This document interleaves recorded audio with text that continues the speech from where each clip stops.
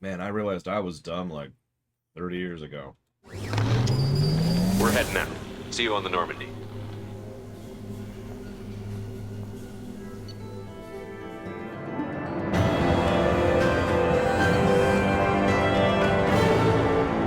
Recruited Dr. Mordin Solus for the team. So his name's Solus. Examination of Omega Plague Cure confirms Dr. Solus's expertise. Can also use work on Omega as leverage against Arya if necessary.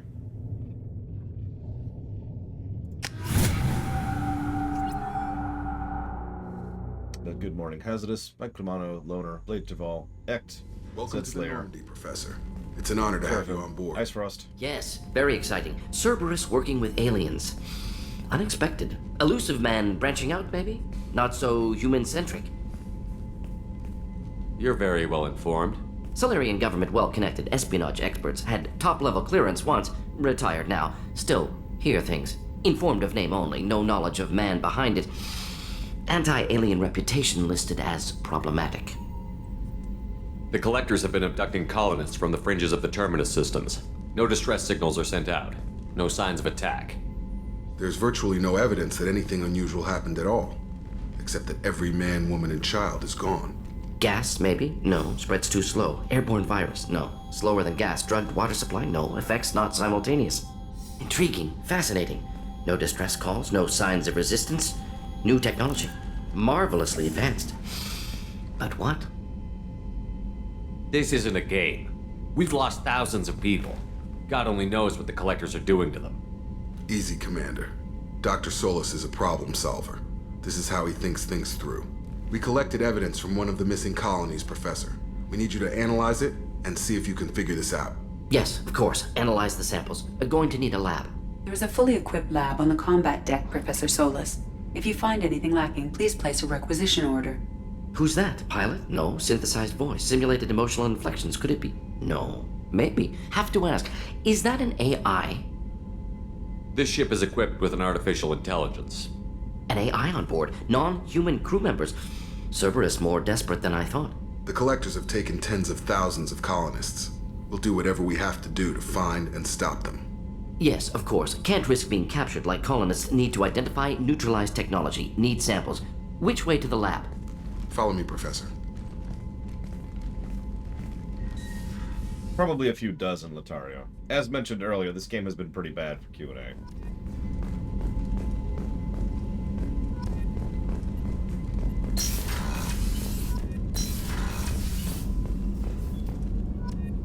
Hey, upgrades. What do we got here? Not what I wanted. Alright.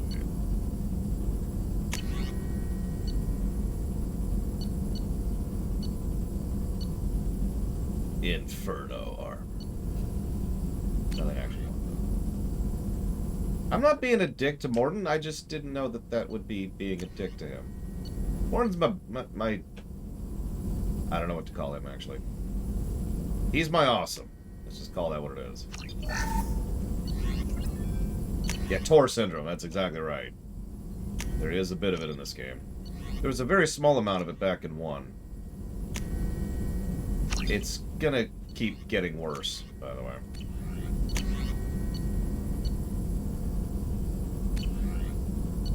See, it's weird to call someone else uncle. That's usually my job.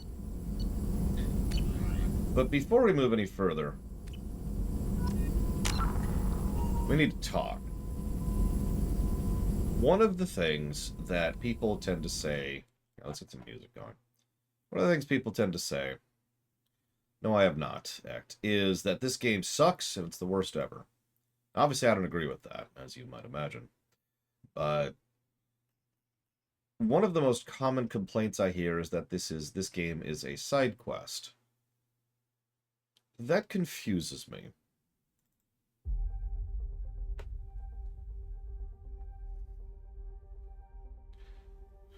I actually heard someone say that literally yesterday, Mike Romano. Both things I just said. Now, the reason that confuses me is because it's said as if that's a negative.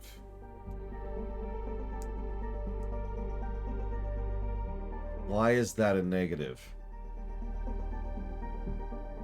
Now, I was trying very hard to not come up with a comparison that just compares this to Empire Strikes Back, but screw it, it's the perfect analogy, so Empire Strikes Back is a side quest. It is. In fact, this game has so much in relation to Empire Strikes Back, it's hard not to compare the two. And I mean that with regards to fundamentals, too. Let's talk this out for a second, because we do have to have a discussion about this.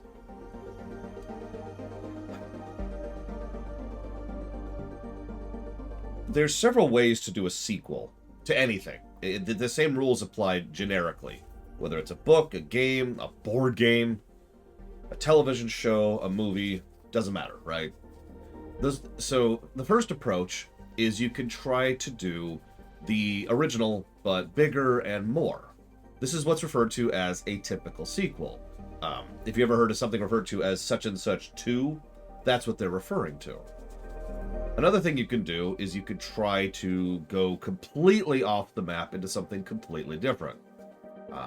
Trying to put your own stamp on things, for example, usually actually sits within the realm of a reboot, or a soft or hard reboot, or reimagining.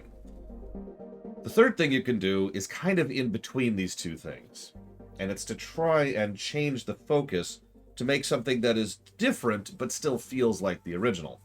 That's Empire Strikes Back. Oh, and by the way, all three of these can be covered by Star Wars, because of course it can. So, Empire Strikes Back was... Some of you are probably aware of this, but Empire Strikes Back was actually kind of blasted when it came out. It was not very popular, and it did not score very well. In fact, because critical scores only count for when a movie came out, if you look at the numbers, Empire Strikes Back is one of the lowest scoring Star Wars movies overall. Because at the time, everyone was expecting Star Wars 2.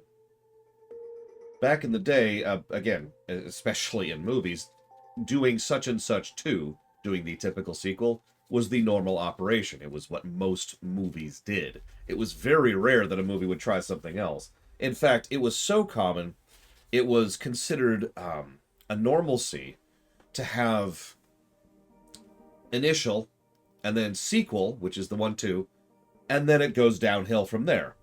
And everyone just kind of accepted that. That was just the norm. From, I'd say, about the late 50s to, honestly, about the 80s.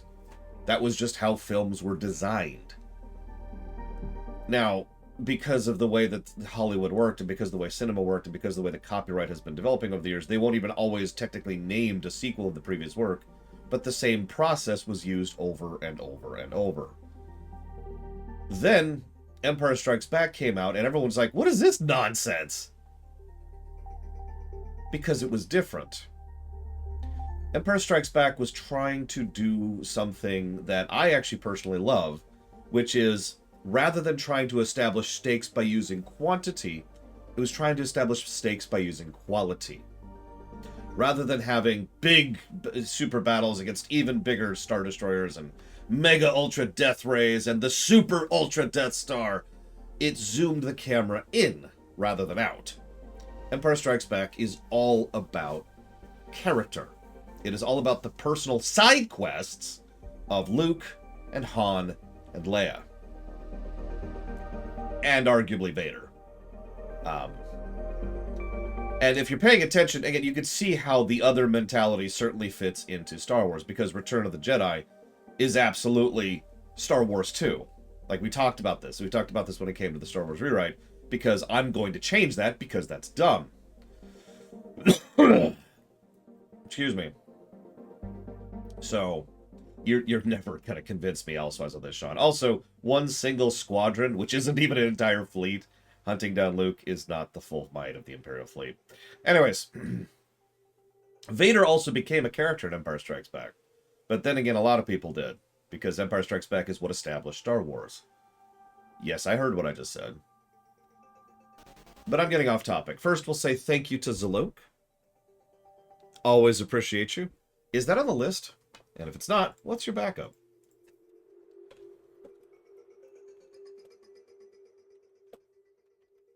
Now, let's ignore comparison, because it doesn't matter.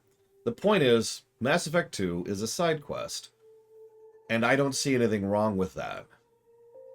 Mass Effect 2 attempts to pull the exact same trick that Empire Strikes Back did.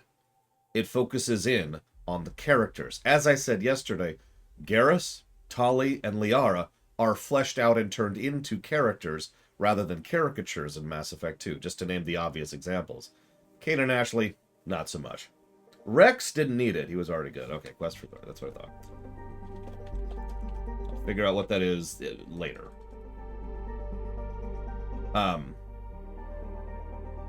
But my reason for bringing all of this up, if we just throw Star Wars out the window, which I know a lot of people want to do these days, for me, the fact that they zoomed the camera in made me more invested in Mass Effect 2.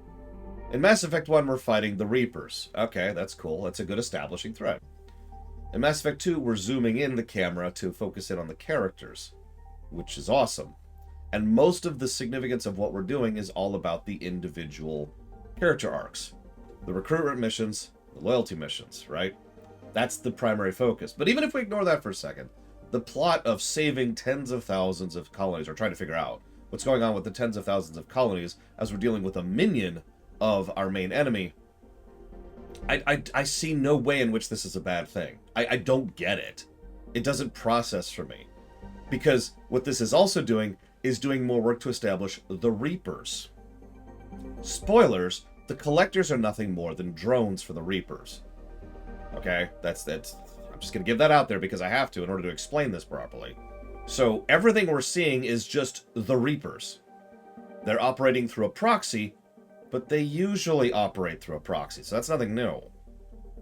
We haven't actually decided to, like, they start gunning down Reapers by the dozens, but because that would be Mass Effect 2, as opposed to Mass Effect... You get my point. So, why is any of this a bad thing? Point in case. I should probably mention that I'm talking entirely on the story side of things. I understand perfectly well why people don't like the gameplay changes. It's because they made the gameplay changes. We've talked about that. That's easy, right? That's 2 + 2 equals 3.7. That makes perfect sense. Now, I prefer the gameplay of Mass Effect 2, but it's different, not better. Like, that's the distinction. So, no questions on that front. Anybody who's upset about Mass Effect 2 because of the gameplay, I'm with you. What I don't get is all the complaints about the story, which I've heard since the game, since I started talking about it on the internet, actually, is being more accurate about that.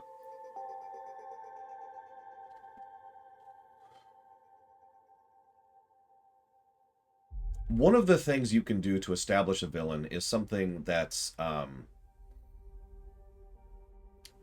negative space establishment, which comes from art, right? Rather than drawing a person, you draw the stuff around the person, and that shows the person, right?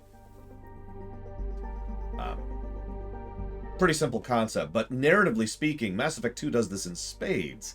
We learn so much about how the Reapers think, operate, and function because of how they operate in this game. Because all the specific details of what they're doing throughout the course of the game.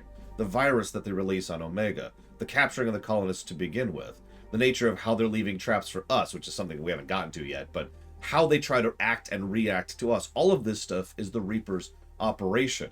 And most importantly of all, the fact that Harbinger will not shut up.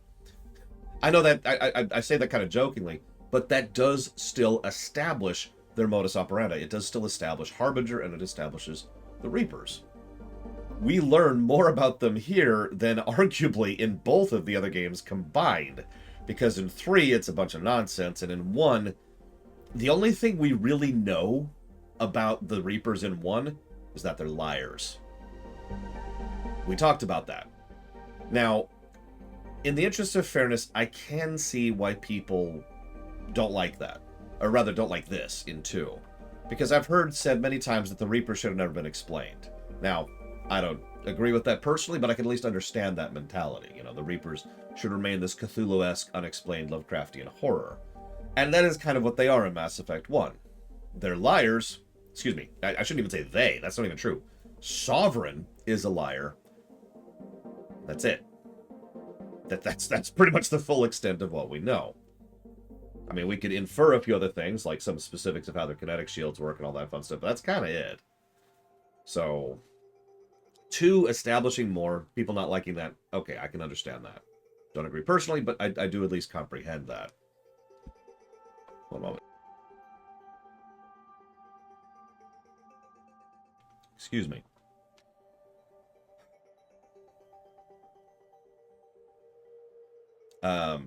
I believe Mass Effect 2 is overall a shorter game, yes. I don't know, we'll find out as we go through this, because I track those figures.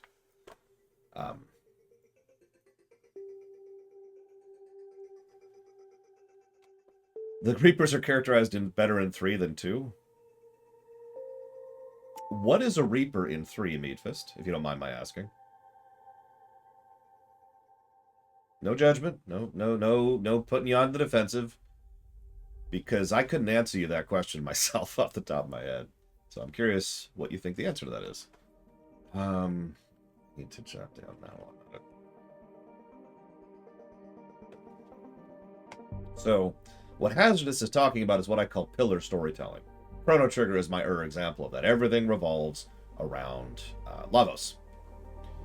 But I don't agree with you, Hazardous, because everything in this game revolves around Harbinger. Why did they attack us at the intro? Why did we end up getting rebuilt by Cerberus? Why did this plague get released? Every quest we're going to be doing, except for the loyalty quests, has something to do with Harbinger specifically and his operations. Hell, that's even true with the DLCs. Oh, excuse me, DLC, singular. The Arrival DLC. Which we'll be doing last, for those of you wondering about that.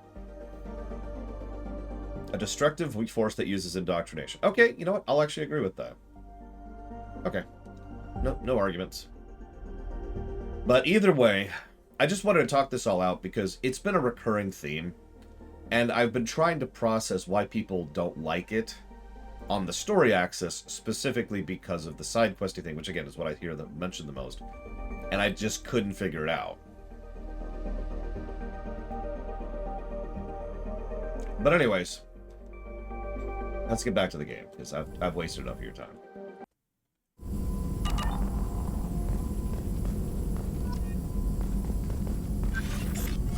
Shepard, how can I help? You marry me! I'm sorry. What was I saying? Have you got a minute to talk? Of course. Plague on Omega dealt with. Plenty of time to analyze collector intelligence. Impressive laboratory setup. Missed working for operations with a budget. AI in particular. Very helpful. Best setup I've seen since work with Special Tasks Group. Is your assistant Daniel settling in all right? Quite well. Safe and secure. Neighborhood mostly quiet with Plague gone. Left him the security mechs just in case. Can't be too careful. Also tired of mechs. Noisy. Never used them in STG. It must have been frustrating working on Omega with such a limited facility. No, loved it.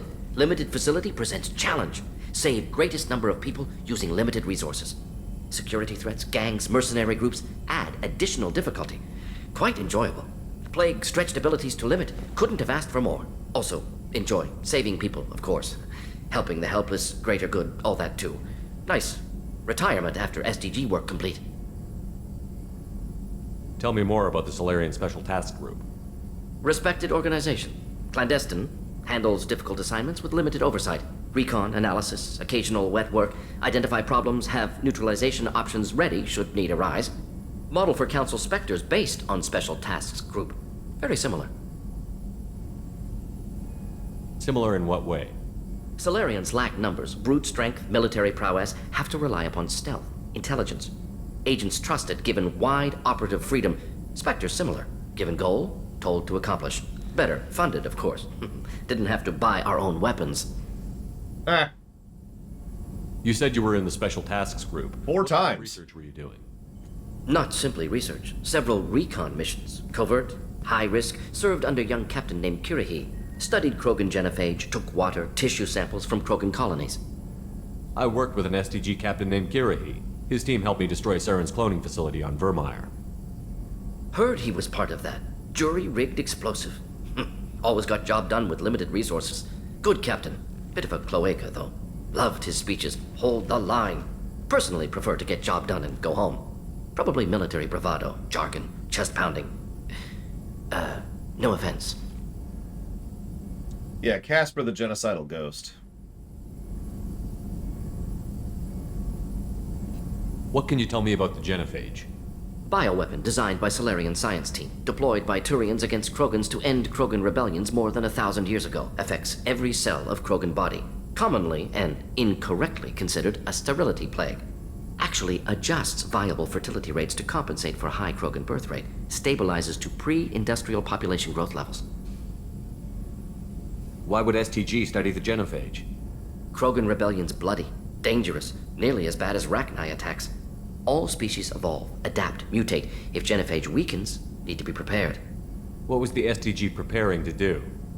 Military schematics for likely Krogan population growth, political scenarios for attack points.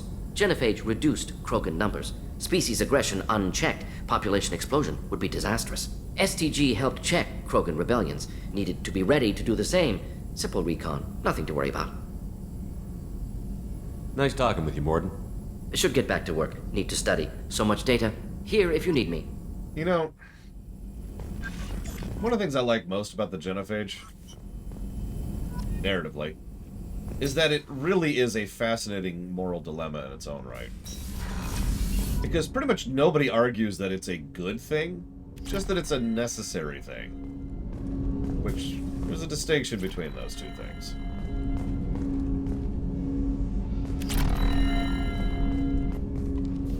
Commander, can I help you with something? I'm more interested in just talking for a bit. If you want, Commander. Cerberus has ranks, but it's not the Alliance. No rules about fraternization. Your boat, your call. You want to get friendly with everyone? That's your business. Relax, Jacob. I'm just interested in what makes you tick. Anyone else said that, I'd walk away. Most Cerberus people try to play like the elusive man, hiding bullshit behind a smile. But you?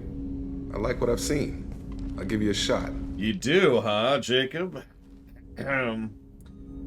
Well, how do you feel about cheating on me because the writers forgot you even existed? Anyone waiting for you back home? Only child and no extended family. Never settled down. Didn't seem fair with this job. But you can't miss what you never had. I think it's more accurate to say that their death rate was much higher in the pre-industrial era Venters. Remember, we found out that not only did they nuke their own planet, but that they did that more than once. So, that's my take on that. I could, of course, be extremely wrong, because after all, I like Mass Effect 2, but... Whoa. A moment. Why is this not working?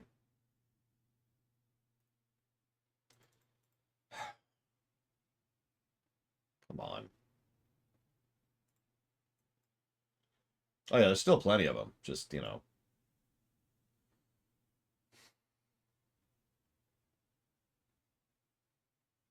Really? I'm sorry, give me a second.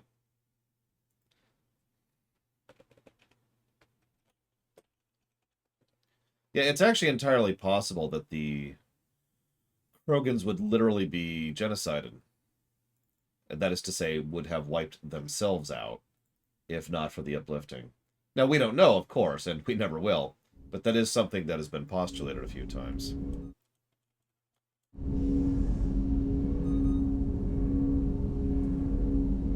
I know you and Miranda worked together. I got the impression it might have been more than that. It got a little close. Then it got really far apart. The rest isn't your business, Commander. Nope, that's fair. Consider it dropped. I trust you to keep everything professional, Jacob. Thanks. That always bugged me about the Alliance. They didn't let people handle their own problems. Cerberus isn't any better. They just put more effort into hiding how much they spy on you. They'll have something to see by the time we're done. No doubt. We'll be right in the middle of whatever goes down. Anyway, I should get back to prep. Nice talking to you, Shepard. Let's do it again sometime.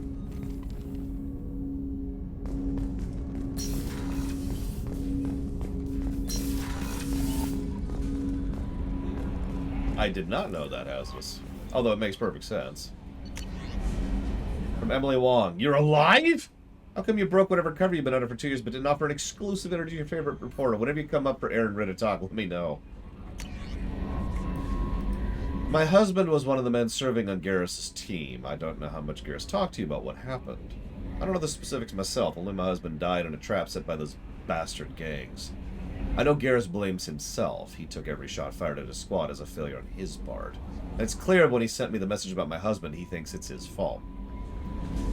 My husband would have never wanted that. He was proud of the work he did on Garrus' squad. He was taking back Omega from the gangs. He died fighting with honor. I miss him. God, I'd give anything to have him back, but whatever happened there wasn't Garrus' fault. You're his commander now. Please, if you can, help him stop blaming himself. And please don't tell him I sent you this. Thank you. From Chakwas, Commander, I've done some look into your scars. The more Paragon choices you pick, the more the scars will heal. The more Renegade, the more they'll show up. Which continues the Bioware trend of having cosmetics for picking the evil options. Mordin's psych profile warned of hyper behavior, but he is like a hamster on coffee. He's going to be a very productive member of the team. Anyway, how may I help you, Commander? That'll be all. I'll be here. And please don't have sex with Mordin. He's mine.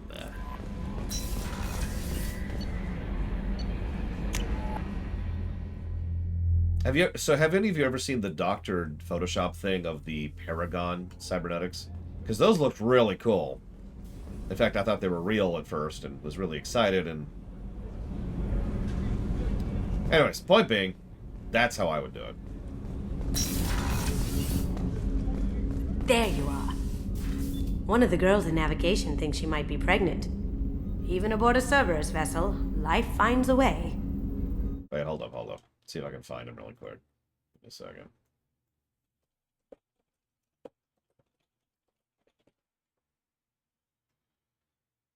It's the Bioware thing, Zenslayer. It's whether it's the dark side of the Force or also the dark side of the Force. Or if you're emanating a giant aura of evil.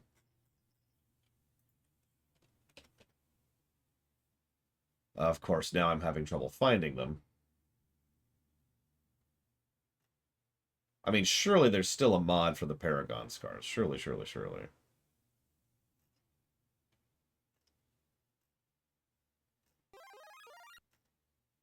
And surely Blue Wolf Alex wouldn't dare to sub. That would be unconscionable.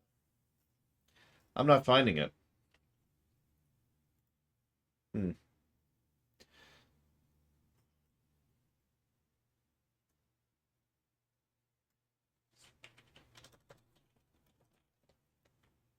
No, Dragon Age doesn't have a morality meter. Well, Dragon Age Origins doesn't have a morality meter. Dragon Age 2 has some things that... I guess that's not really a morality meter either. It's just... it's its own thing. I am not finding this. Wow. I wonder if I just not there anymore. Either way. Thank you, Blow Up Alex. Always appreciate you. The idea was that Paragon... it wasn't... I'm so... Did you put down FF13? It wasn't just the same scars but blue. Instead of being like the kind of, you know, like someone took a knife to you kind of scars, they were much more precise, right? Like line, and then you could see the blue glow in the eyes. It looked more orderly, more structured. It's pretty cool looking. I have to say, that Jacob? He seems pretty intense. I wonder if he likes Japanese girls with a penchant for kleptomania. Yes. Joker and Edie are like an old married couple. I keep expecting to walk in on them bickering about the temperature in the cockpit. Come back later. I'm sure I'll have more to talk about.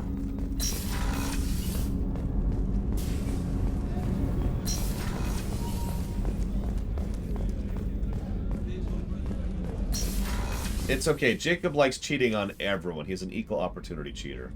Commander, what can I do for you? You have a minute, Miranda? There's a lot to do, Shepard. Maybe another time.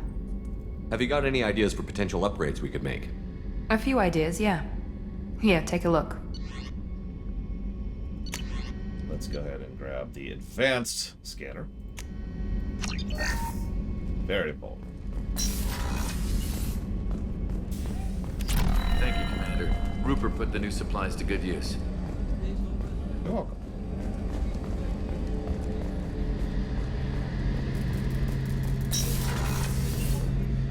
Shepard, Need me for something? Have you got a minute? Can it wait for a bit? I'm in the middle of some calibrations. Of course, of course. Have you got any upgrade ideas for the Normandy's weapon systems? A few, yeah. Here, take a look. Correct, Lothario. I do dislike that. I need a lot of platinum. But I do want those Thanixes. Let me know when you've got the materials Fact, I need to upgrade our guns. Talk to you later, Garrus. I'll be here if you need me. What are you doing, Gabe? Oh my god, stop doing that with your head.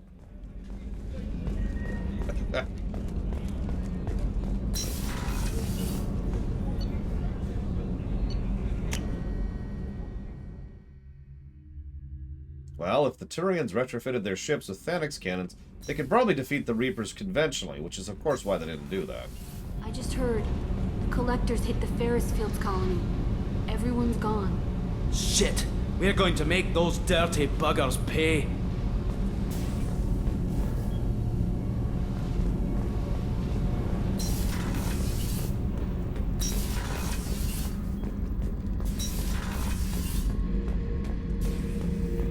This mission takes me back.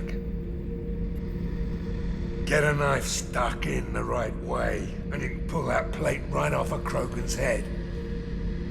It's the best way to get a Krogan to talk. The threat of it drives them mad.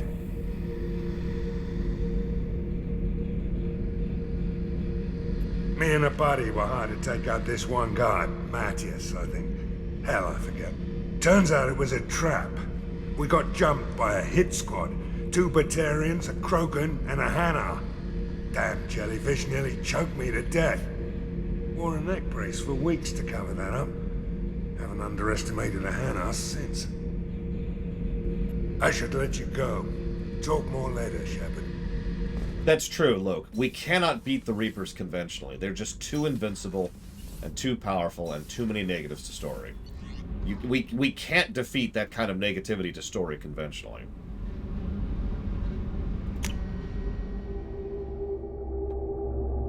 Listen, animation is hard, Java. I shouldn't joke about that. Animation is hard. Who's Sebastian? Would be my answer to that, Lothario. Okay, where are we going next? We got the professor.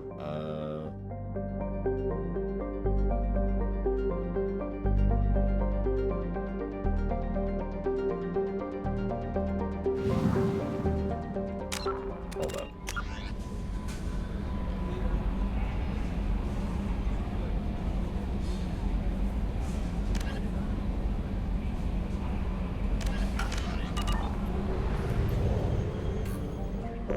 Yeah, sure.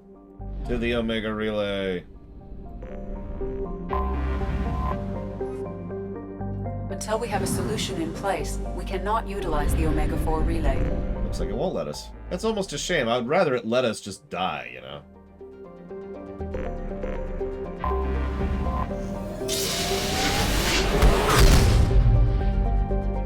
I don't watch television, Yura. I don't have time.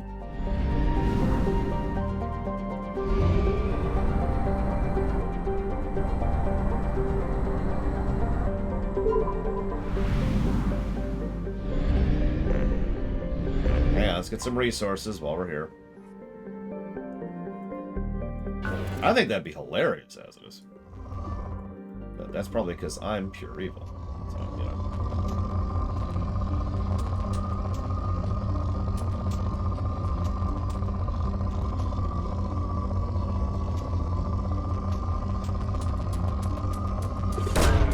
Probe away.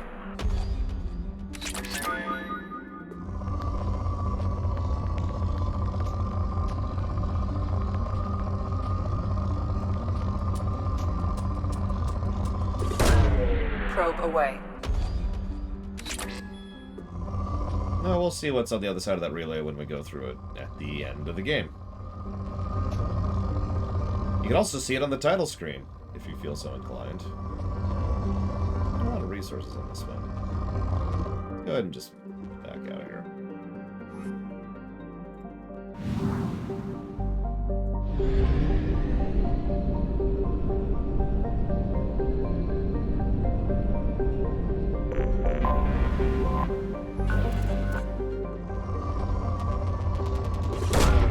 Probe away. As I've said before, this minigame is kind of inoffensive to me. That's because I'm using a mouse. Launching probe. No elitism there, it's just I have been told by many people that doing this minigame with a controller is much worse. Whereas on a mouse, it's just... I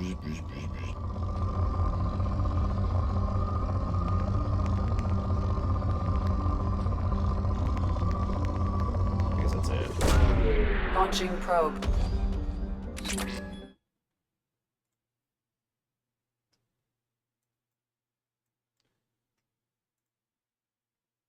This is not it, but this is a new one. Tsukage. Looks pretty similar. Oh, looks like it adds a neutral option, too. That's kind of cool.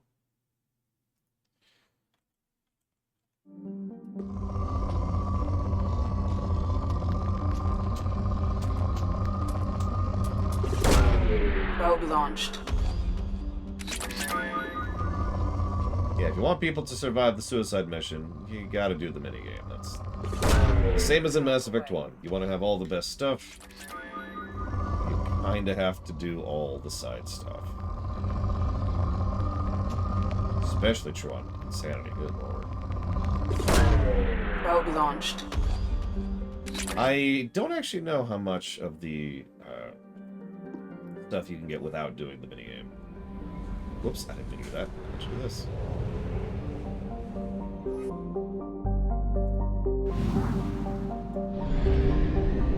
That one, that was 2 more. Hang on. Knock these out really quick. Probe launched.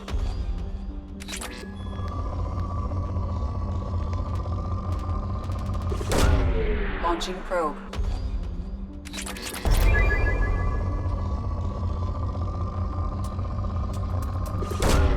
Launching probe. Yeah, it'd be pretty easy to convince me to give a negative to this, mostly because of how necessary it is and how vacuous it is. It's kind of the same problem we have with the other minigame, although worse, honestly. I don't even remember what you do in 3. I really don't. It's been a while.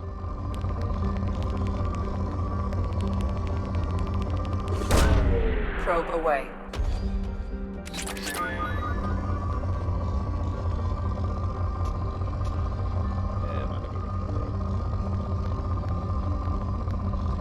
Yeah, one of the weird ironies is I haven't done this minigame, like, for real, like we're doing today, in quite a while. You're probably thinking, but why, Laura? Well, because usually I'm playing New Game Plus, which starts you with a crap ton of resources. So you don't really have to.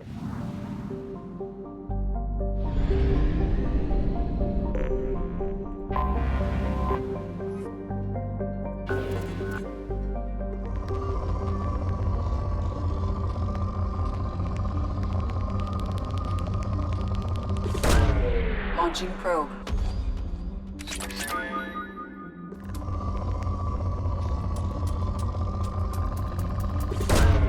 Launching probe.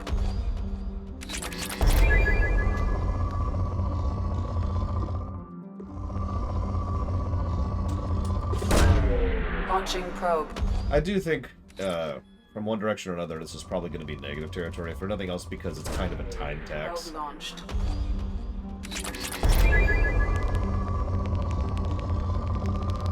Like, it's not like the loot, which you also kind of have to get in this game. Because the loot is quick and easy to get, and it just involves a basic amount of exploration. This is just straight up a time tax.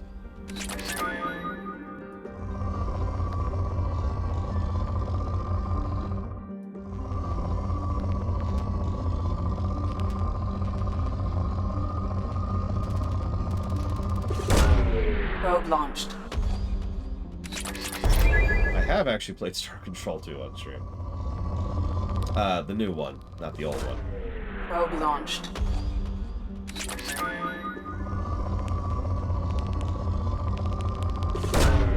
Launching probe.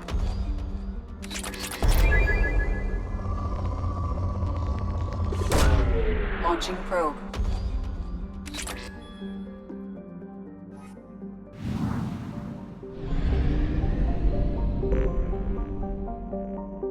Where did I get this one? I didn't.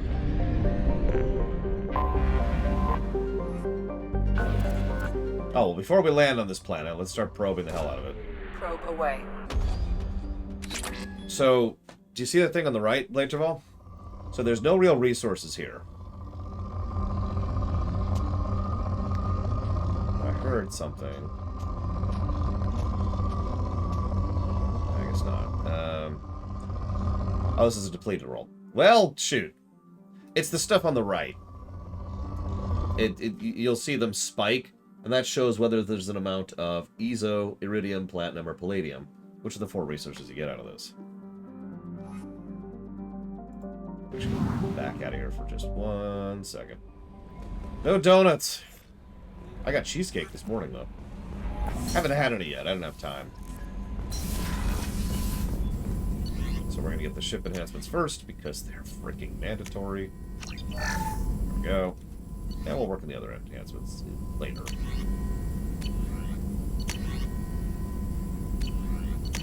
Let's see.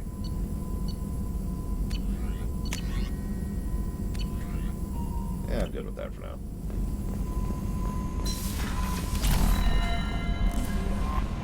No messages for you, Commander.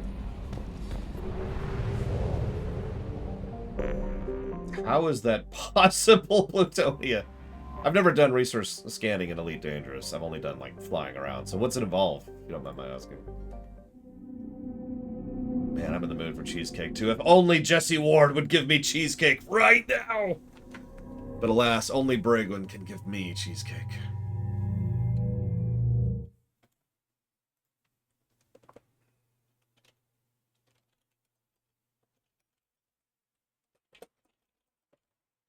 Thank you, Jesse Ward. I will put that towards White Knight Chronicles too. If you give me a minute.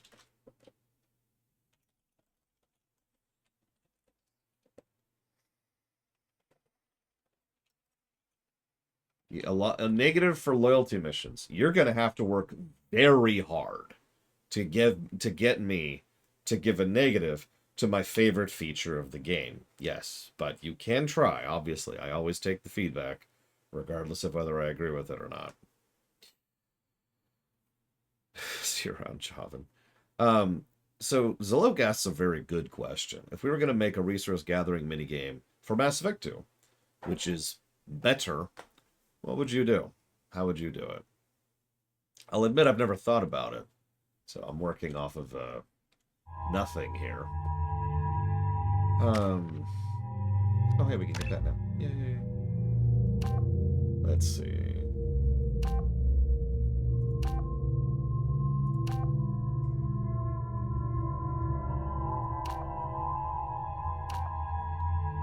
I'll go with that one. Valid reasons, Hasdus. You win.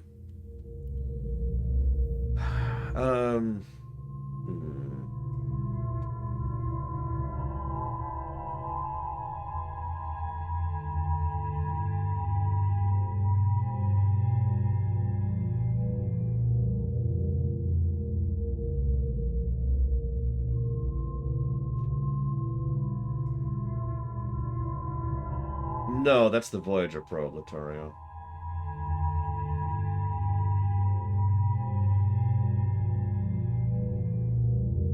I mean, how do you think I got to this planet? Oh, you're really gonna have to work on that one, Blue Alex. But I'll listen, like I said, I always do. Because I don't agree, doesn't mean I don't listen. Get some cooldown production. We really need to start leaning into that. And that.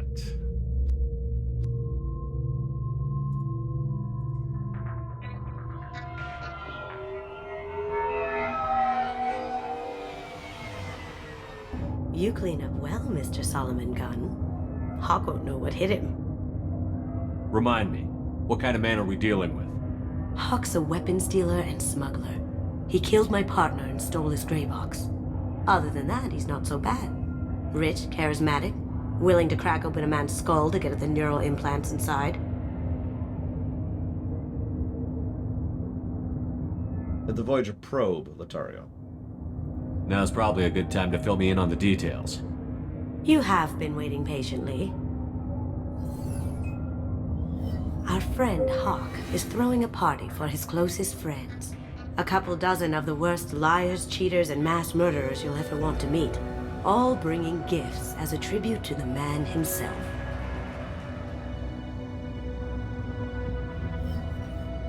Our tribute is a lovely statue of your old friend Saren, rendered with loving detail and filled to the brim with our weapons and armor. You can keep your pistol as long as it's concealed. They won't hassle you over a sidearm. Once inside, we'll make our way to Hawk's vault door, somewhere in the back of the ballroom. Then, we case the security and start peeling away the layers. The statue should be there, waiting for you to crack it open and arm up. Then we just waltz into the vault and take back KG's gray box. And I'll finally get a chance to say goodbye. You've worked really hard on this. KG must have meant a lot to you. Was I that obvious? KG's gray box holds a lot of priceless personal memories. It's all that remains of who he was. But the secret he discovered is dangerous. I wouldn't bring you here if it wasn't. It's so dangerous it'll never come up again. This ought to be interesting. That's what I'm going for.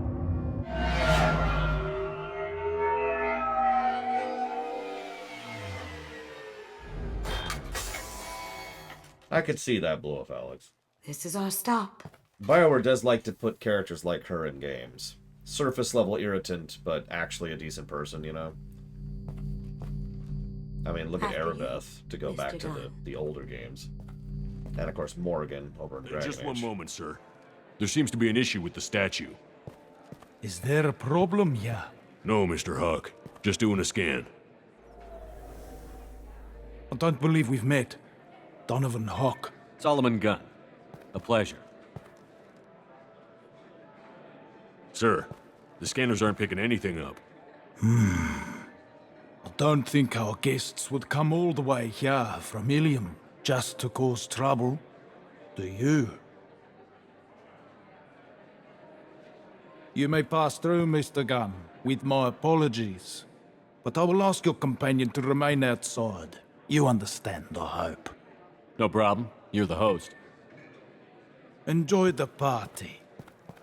Well, that didn't go as I expected. Any idea why he'd send you away? No, we've never seen each other in person, and no one knows what I look like. Just watching his ass, I'm sure. I can't blame him. What do we do now? We go on with the plan. You'll just have to do all the talking. I'll stay out of sight and stick with you the best I can.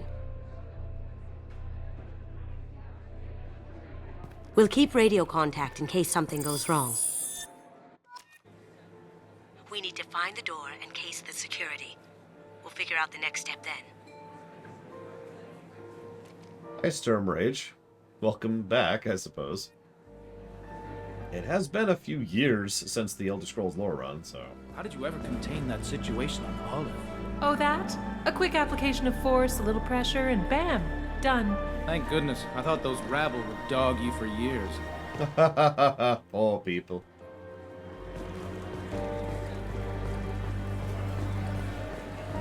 Some say Commander Shepard is still alive. Really? Oh, please. It's wishful thinking, at best. As if Commander Shepard would still be alive. Ugh. Honestly. We have only reviewed Oblivion, Space Cadet, hence the term, the Oblivion line. The BRPG block will include Morrowind and Skyrim, along with Fallout 3 and Fallout New Vegas.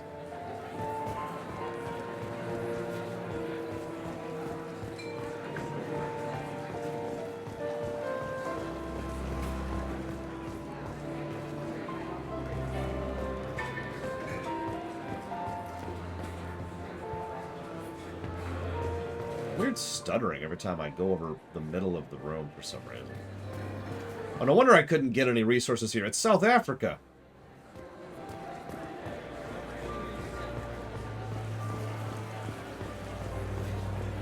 Reapers? Ugh. Do you actually believe in Reapers, Hazardous?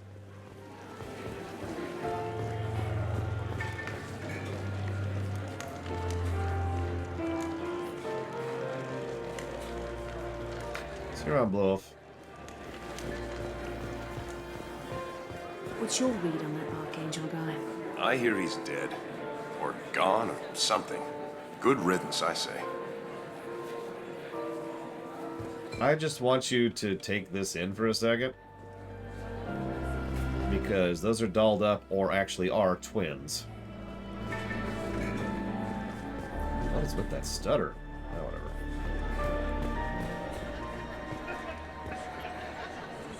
No way we can sneak out of that party. Place is locked down tight, and Security Chief Ro's in charge. No way Ro would get past her.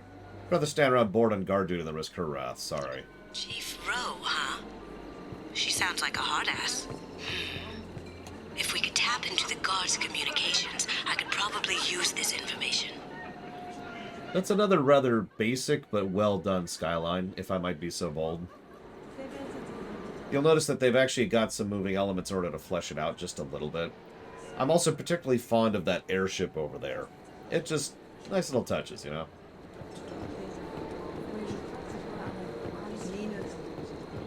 I hear Mr. Hawk's vault is exquisite. Who could know? He never lets anyone near it. I mean, look at that. Say, what's that over there? Hawk's bedroom, I believe. Wow, who's his architect? This is a very impressive place. Or a very large one, at least. Yeah, we can see J.J. Abrams made this particular request. I hate lens flares. God, I hate lens flares. If I ever make it big and start actually making stuff, no lens flares. It's going to be a rule. If you put a lens flare on, if you're on one of the teams making a movie or a game for me, you put in a lens flare, you're fired. Okay, you're not fired. I'm not that much of a dick. But we're going to have a talk, and you're going to get rid of that lens flare, because I'm sick of them. Very nice. There's more here than I expected.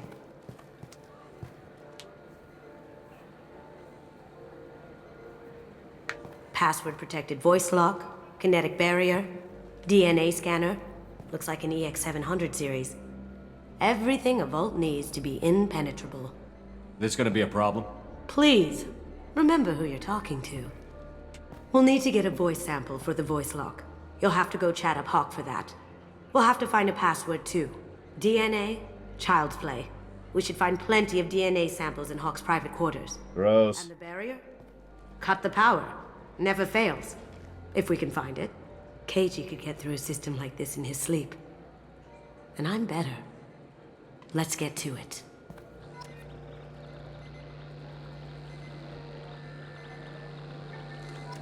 Or, to quote Batman, not remotely what I meant.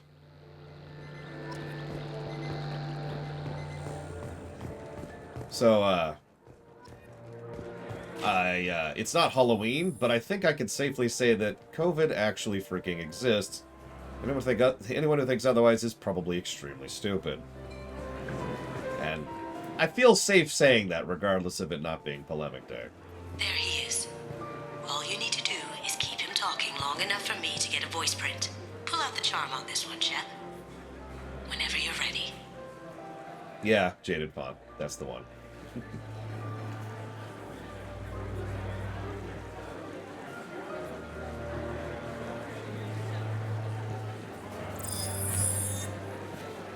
After you. Mr. Gunn, hope you're having a good time. That scene at the door hasn't soured your evening, I hope. I understand the security, but who would dare try to break into Donovan Hawk's home? Gunn, in our line of work, we attract a certain element. Few understand the pains we take to keep the barbarians at bay. People these days want comfort, entertainment, love. They don't see that the galaxy is fragile. They only have to worry about simple luxuries. Why?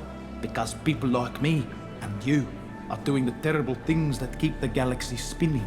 This party is for us, the cleaners, the support structure for the galaxy's gleeful delusions of peace. May there always be a market for the things we do. Oh, so you're a Bond villain.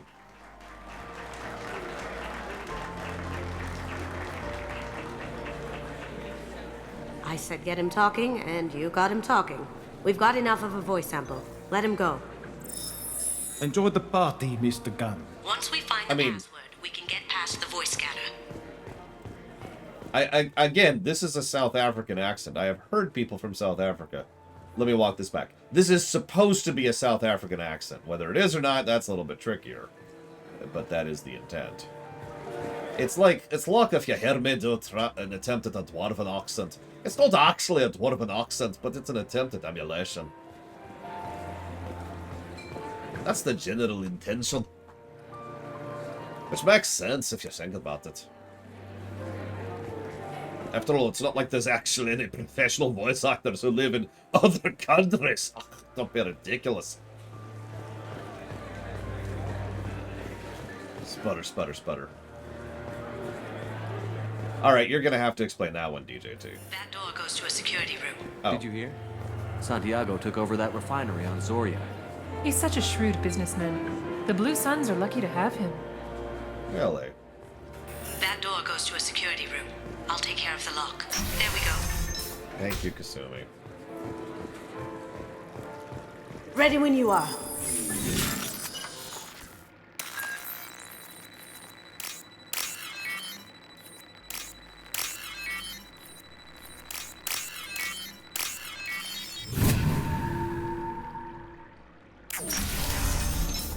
Here they come. Can't be back here. Take him down. Wrong room? I could do that. Why do I have this gun equipped?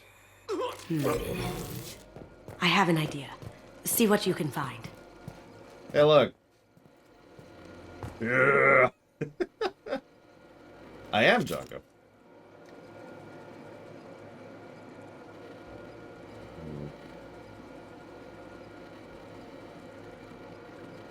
So I have that problem too. So many passwords around here. I can't even keep them straight. The password for tonight is Perugia. It's not even that easy to remember. It's no big deal. Voice scanner means password's only used for the hawk anyway. Anyway, after the party, want to grab some beers? Let me know. Got something? The password is Perugia. Huh. That's the name of the man who stole the Mona Lisa.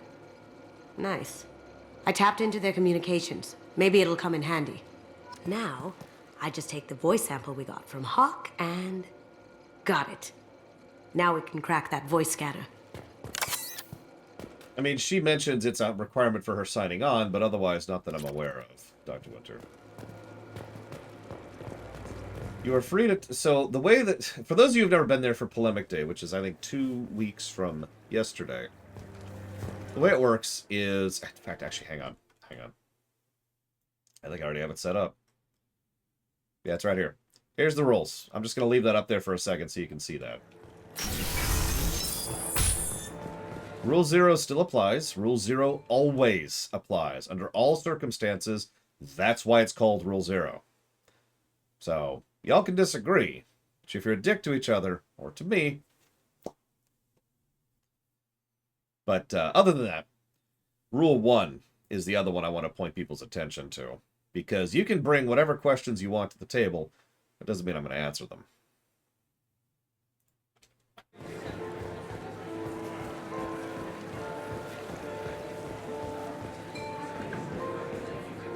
Mr. Hawk's private rooms are off limits to guests without security clearance. I have clearance to go in. On whose authority? I have authorization from Chief Rowe. Okay, 1 second. Chief Rowe, Samuels. Have you given access authorization to Mr. Hawk's private rooms? They have access, Samuels. They'll stop bothering me. Got it. Sorry to bother you, ma'am. Okay, you're clear to go in. Enjoy the party. What's a freeze peach, and what does it have to do with Rule 0?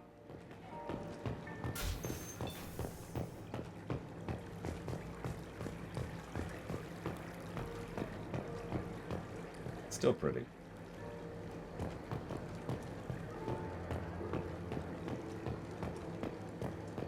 Look for anything we can get usable DNA from. Just make it quick and quiet.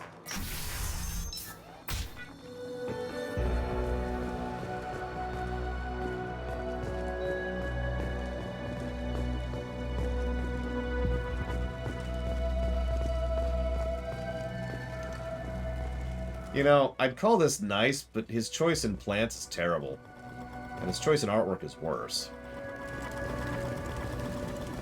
His choice in antique weapons. Look at these. Who would actually use these? Come on. The cleaners don't dare touch treasures like this. We can get some skin cells from the dust. It's probably contaminated, though. We should find another sample.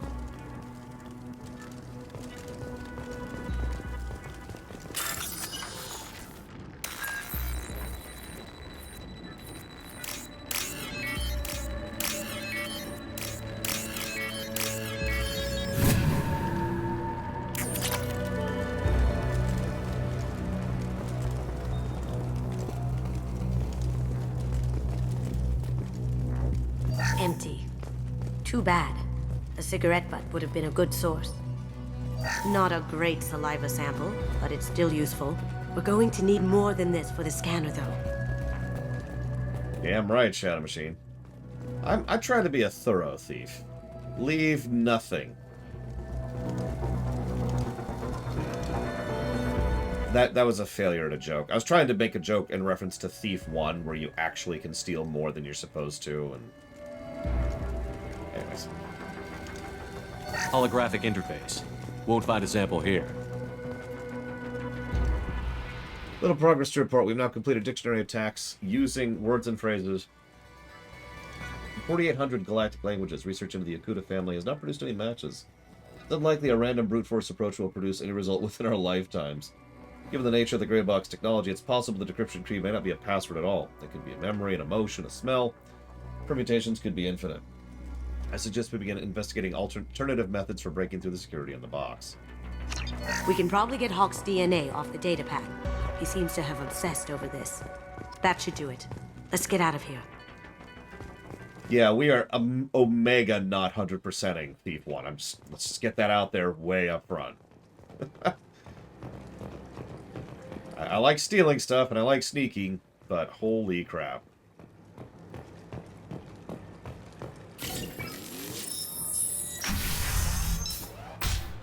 And we'll be playing the much superior Thief game Dishonored later this month, hopefully.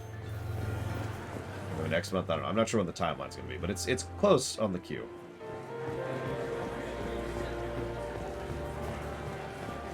So someone asked if I would want a place like this. No. I like space, but this is just waste. Yes. I'm not too pleased with the caliber of people he's invited, though.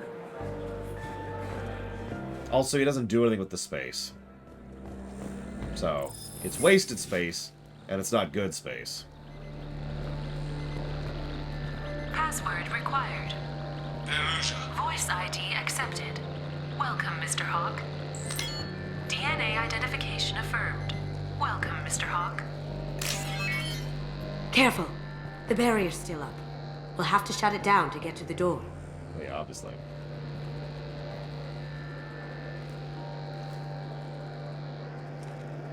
Is it any good, Zetzler?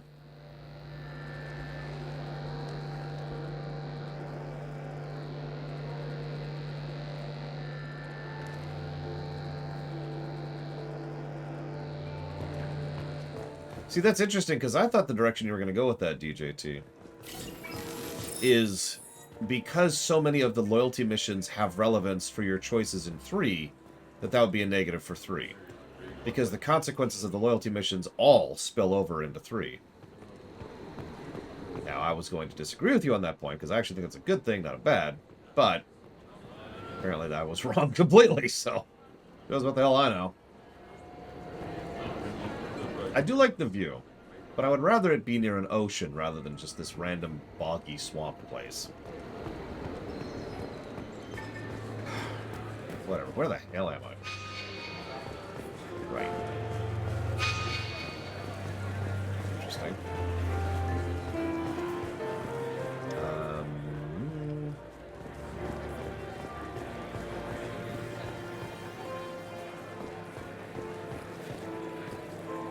I don't remember where the power is.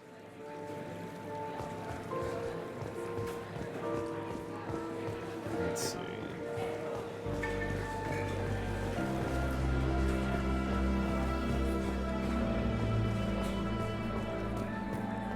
I think the consequences of 2's worst ending would be a positive for 3? Possibly. Alright, so we got...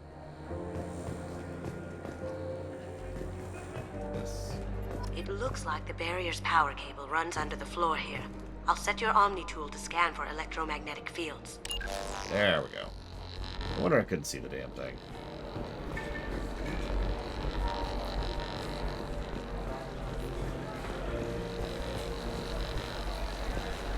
Had to activate my Batman vision. Also, as an aside, this is terribly laid out power cable. Just saying. One sec.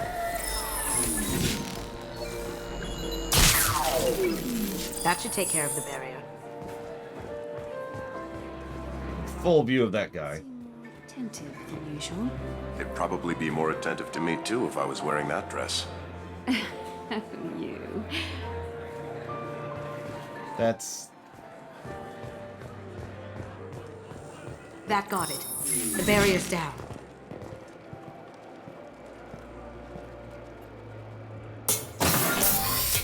I'll check for security cams.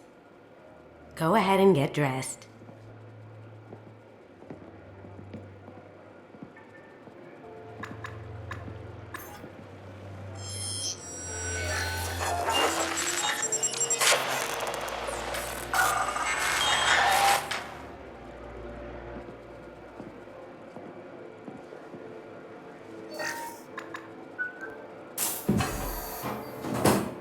I'm Commander Shepard, and this is my favorite statue in this party.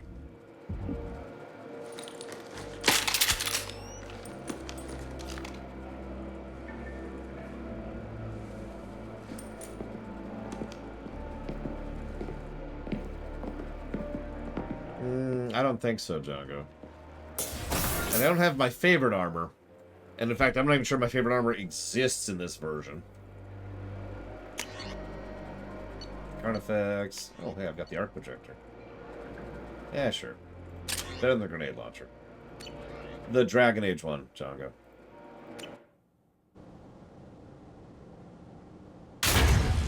I'm secretly a stormtrooper, Europe.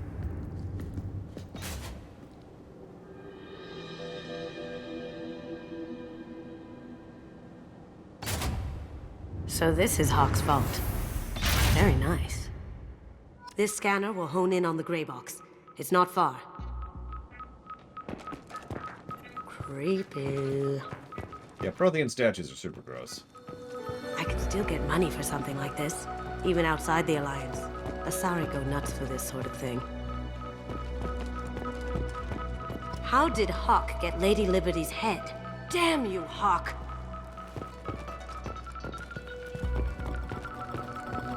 That's impressive. Not sure what it is, though. Probably some idiot's throw-together project that he sold for way too much money. This looks like Quarian script. Wow. This has got to be old.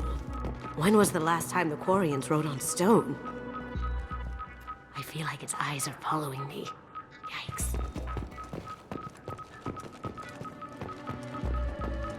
Ugh. Rachni Queen. I guess everything's valuable to someone. Hawk has good taste. I'll give him that. Citation needed. Doesn't look like much, but that might be one of the most valuable pieces here. Turian art is rare outside of Palaven. For good reason, I say. Yeah, that's... Listen, I've actually been to a modern art museum. It was hysterical. No, really. This is nice. Oddly relaxing. Hey, look. I don't know what this could possibly be. Wow. Imagine that thing coming at you in a dark alley. Or on top of a tower. A model of the Kara. It's like a Turian Titanic, the way I hear it. Is that everything? I missed a couple. So for those of you who've never heard this, I really did go to a modern art museum back in Washington, D.C. This is quite a few years ago. Michelangelo's David. Just... wow. Think we could get this out through the door? Assuming.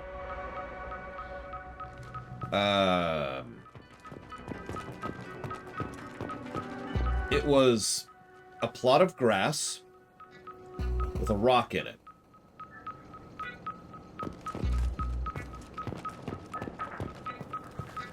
The plaque that came with the art piece indicated that the person who made it sold it for about 10 grand.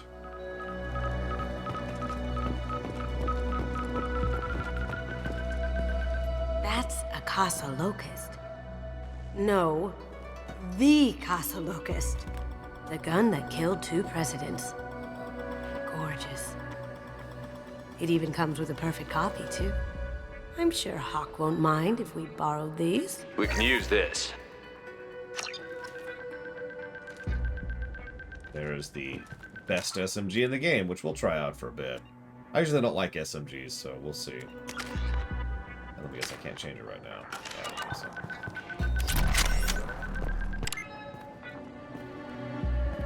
Oh my god. There it is.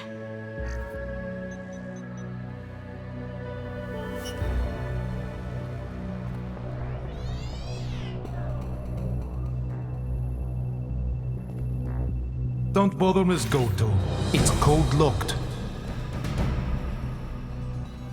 I had a feeling that was you at the door. I knew if it was really you, you'd get through anyway. You know me. I don't like to disappoint. I need what's in your grey box, Kasumi. You know I'm willing to kill you for it. I'll admit your skills are impressive. You got into my vault like I'd left it open, but you're still going to die, screaming. No! Have I got your attention? That shut him up. Kill them! Up ahead! Now you see me.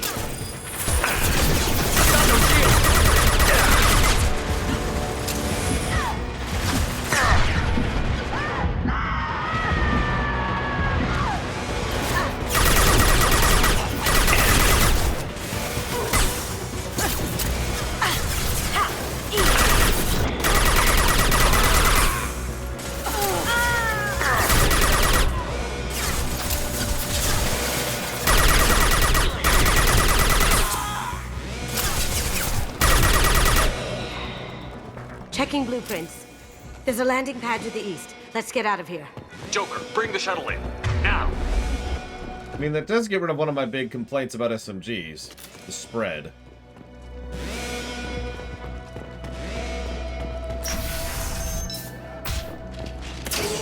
We've been...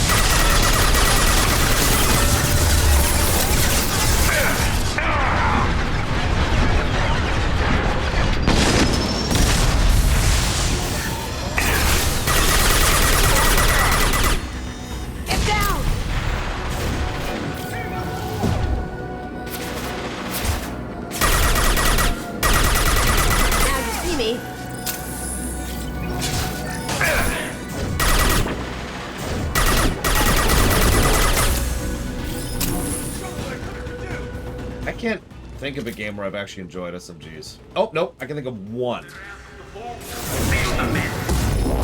In Saints Row 3, I believe, there's a way to get infinite ammo. Just straight up infinite ammo. Which means you can just hold down the button forever. You can also dual wield SMGs. So at that point, it's just... And you've basically got a minigun going on.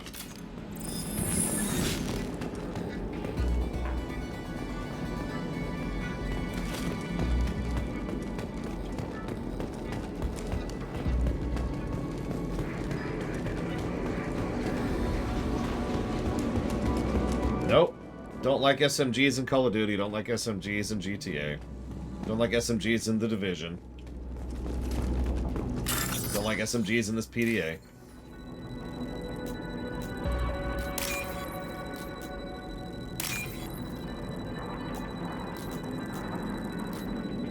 Halo has SMGs? Either way, no.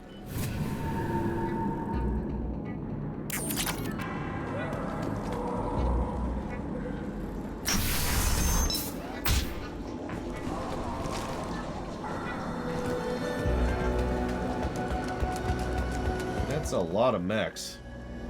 Sure hope they don't deploy those all on me, because I don't think I can take that. We have contact. Grab and cover.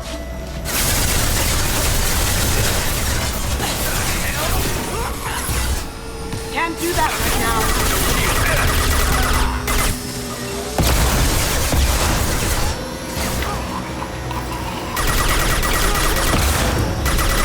It'll take heavier weapons than that to blow those tanks.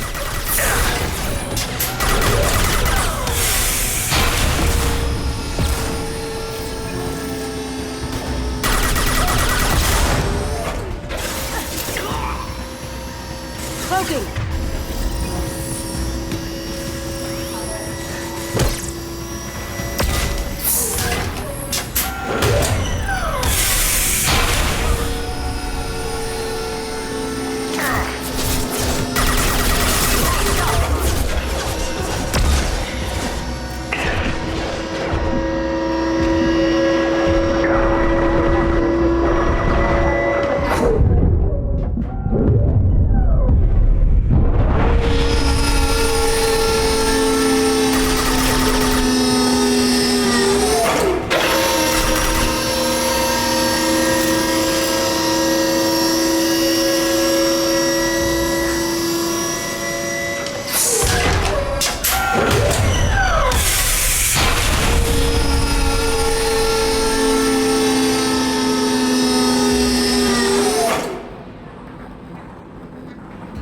You know how you can tell that this is a Bond villain's home? Because he's got his weapons manufacturing plant and distribution plant underneath his home. Also, right next to his vault. Oh, God, that's loud. Where am I going? Where am I going? Need to get out of this room. Oh, God. Yes, Bond villains always have bad... Oh, Jesus Christ. Okay, where am I going? Think straight.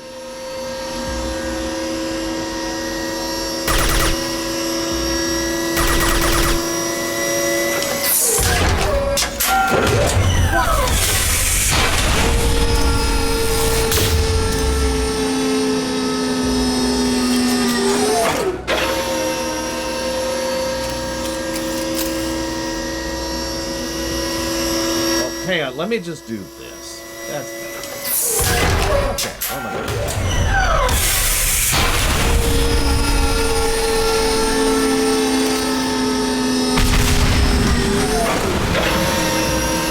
Wait, I've got a tank in here, too.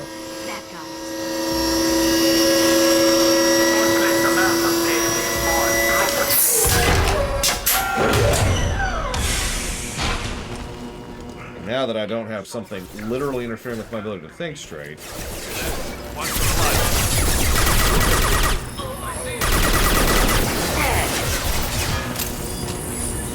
Going silent.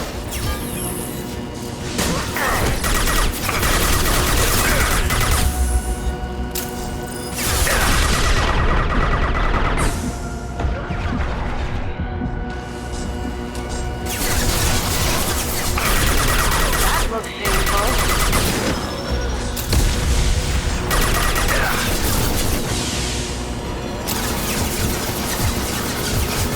Yeah, thank God I'm just listening to automatic gunfire and rocket launchers.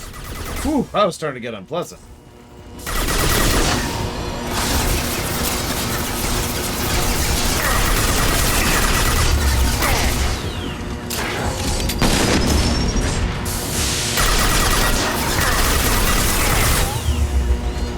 Get down!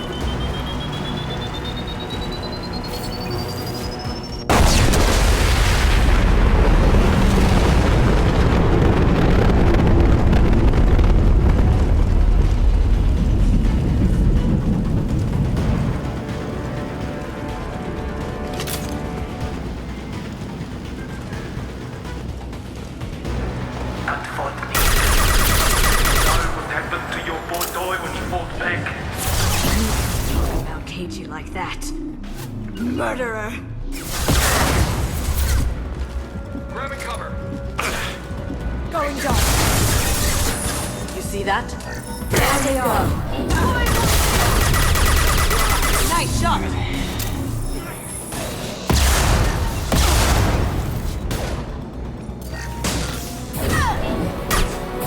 Mind over matter!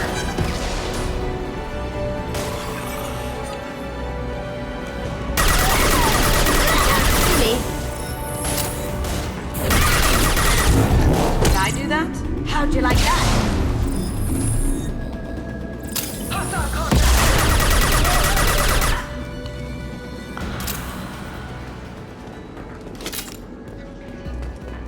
Now, we're not murdering anybody, Zalok. We're killing. There is a big difference. Now, for correcting me on that point, Zalok, I'm afraid I am going to have to murder you, though. So, I'll take it. Sure, we'll look at the sound settings. Here's the sound settings. All 3 of them. Fantastic settings, really. I'm in awe at the sheer quantity, nay, quality of these sound settings.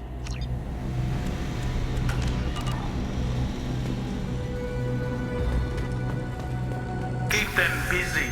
I'll take care of this myself.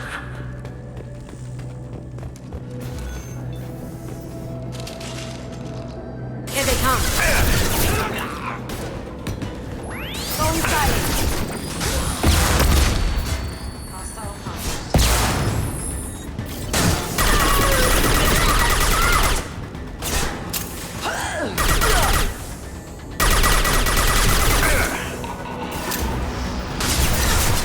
Going dark.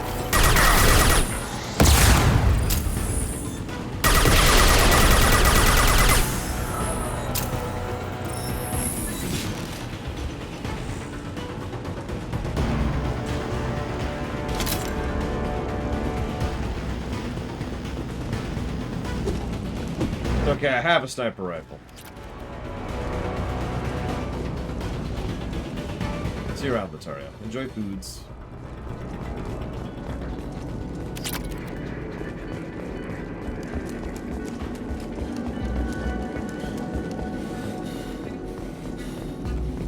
What, don't you see my sniper rifle? Right there.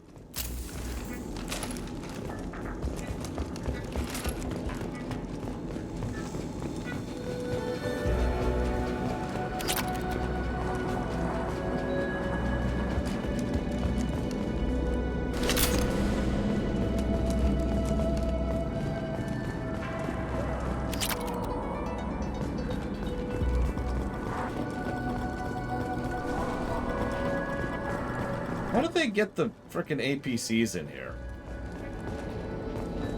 Like, I guess through that door? Ah, geez, that's a tight squeeze.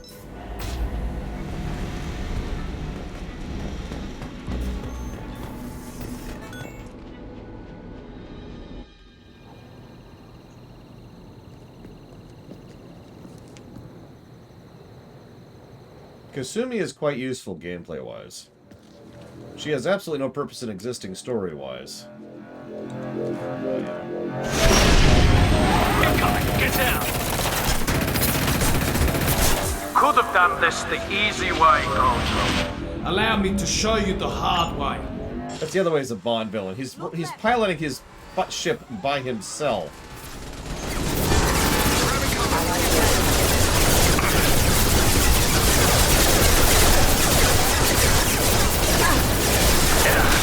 Going silent. Can't do that right now.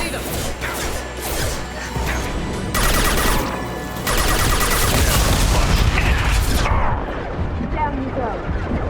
Going dark. Can't get there.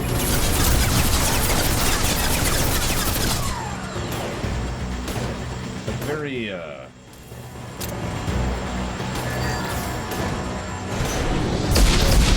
Lay down your weapons. Okay. They're to our left. I'll give you one bullet. Where do you want it?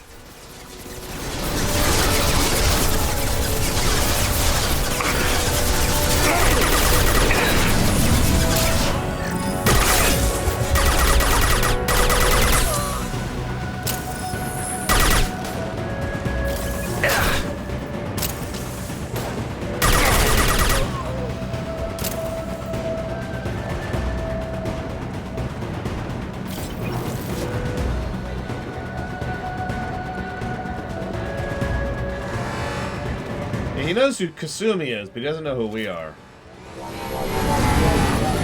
What did you tell your friend, Kasumi? You're doing this for love? Gunship back and with full shields. Really? If I can get to the ship, I can take down the shields. I can't too, but sure. And look behind you.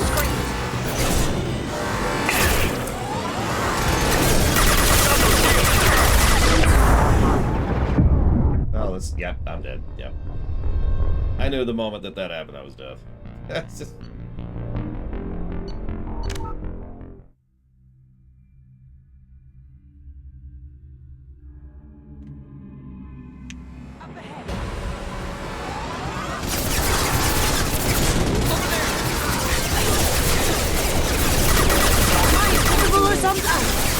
Kasumi, I appreciate your attempt to show me your ass, but I don't actually care anymore.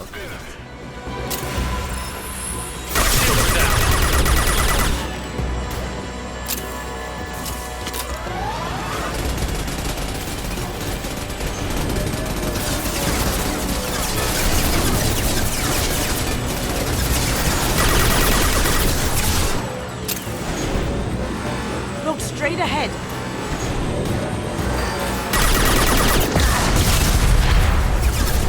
Lay down your weapons.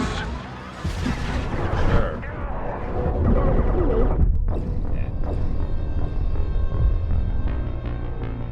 I was just making a point that nobody had an ass in Mass Effect 1. Which, you know, amused me.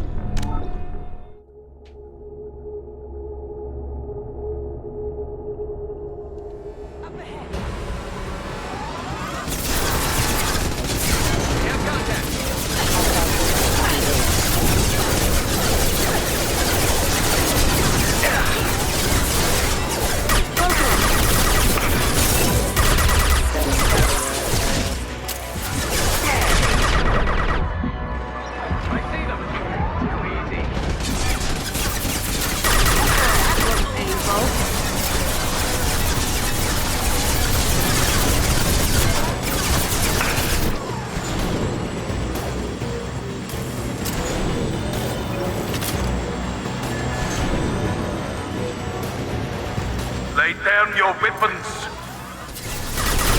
Look straight ahead.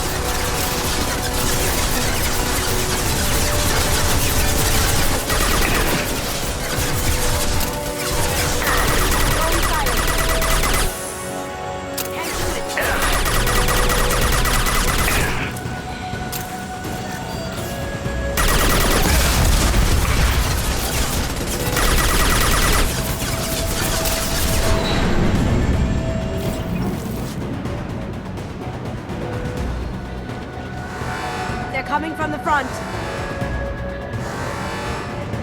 Here they come.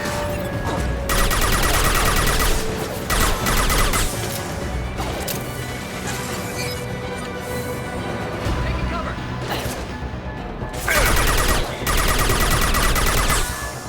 Going silent.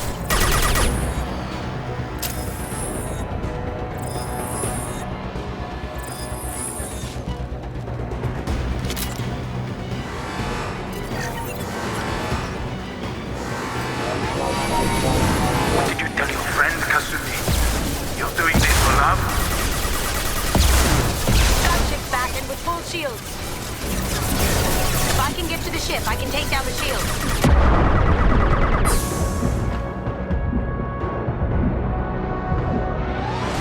Even if you escape, I'll scour the galaxy for you. Look right.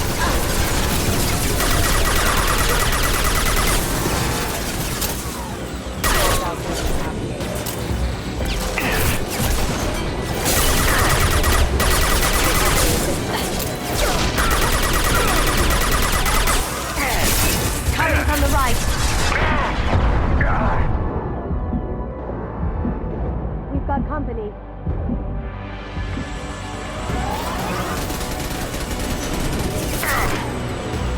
No, Hawk isn't good enough to be a Krennic.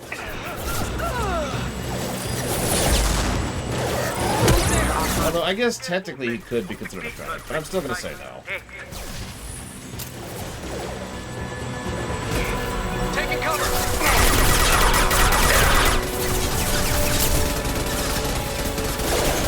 Now you see me.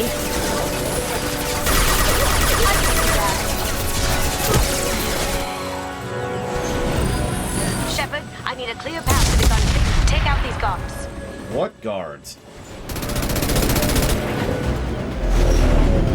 Got a clear shot. Here we go.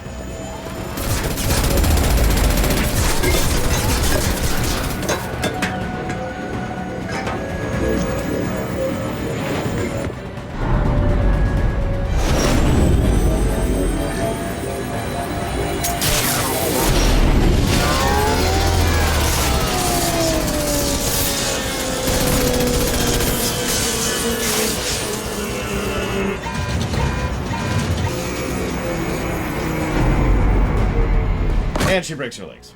Shields down. Let's tear that thing apart. What the hell are physics?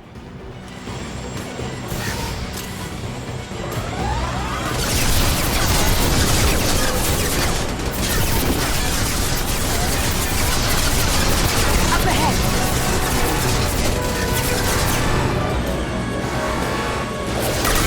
North to this gunship. I'll have a squadron of them. Broken. On my screen.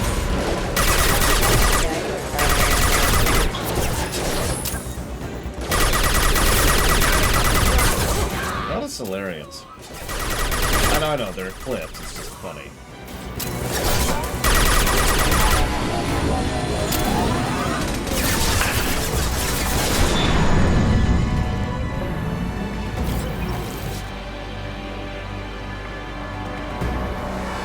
Look straight ahead.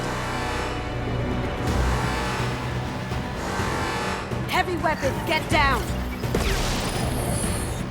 I forget what it's called, but yeah, it's Incinerator or something similar. The only engineering ability I remember from Mass Effect 3. I'd like to get down to this Lord Kasumi.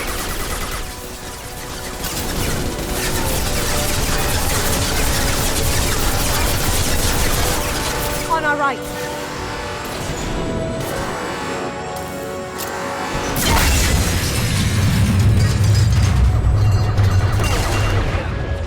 Going dark.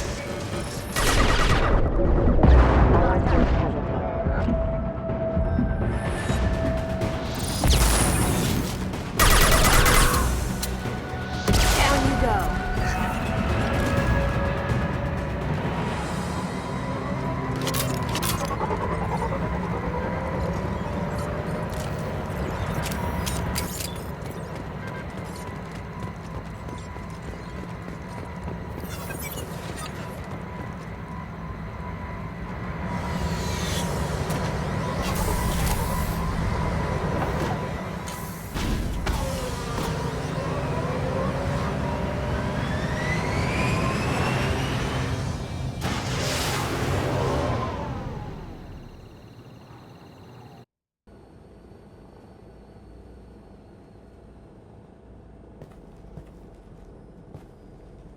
That's not even close to 3 negative shot. I've seen so many worse boss fights than that.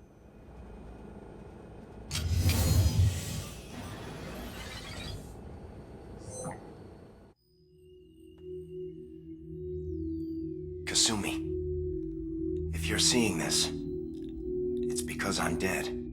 The information we found is all here. It's big, Kasumi. If the Council ever got wind of this, the Alliance could be implicated. Kasumi, I encrypted the information to keep it safe. And I uploaded the encryption key to your gray box, so no one could get the whole package. But if I'm dead, and if anyone knows about this, then I've made you a target, my love. I'm so sorry. KG. I know you, Kasumi. You'll want to keep these memories forever. But you don't need some neural implant to know I'll always be with you. Please, Kasumi, destroy these files. There's nothing more I can do to protect you. I can't do that. This is all that's left. Goodbye, Kasumi. I love you.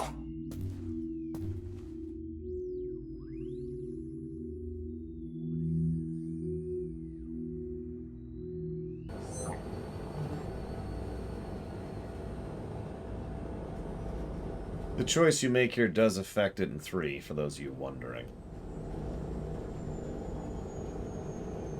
So, I'm going to say destroy, and the reason why is not because of the data or the threat or anything else, because none of that really matters. It's solely because of what it'll do to her. She keeps... What is wrong with the planet?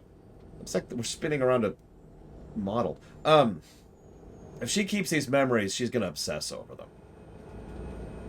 Literally. I've actually literally seen that. But ignoring future knowledge, that's totally what she presents here.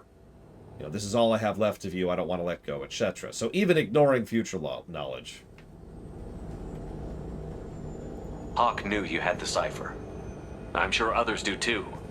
It's only a matter of time before someone finds you and the secret gets out. You're right. I know. I just... It feels like I'm losing him. Again. You have to do this, Kasumi. You know that. Gomen nasai, Keiji-san.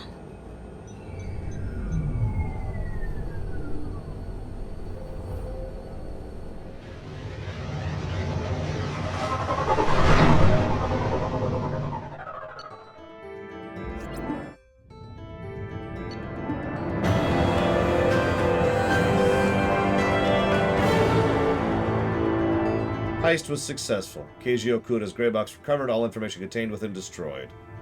Donovan Hawk killed in the destruction of his gunship. Kasumi is loyal.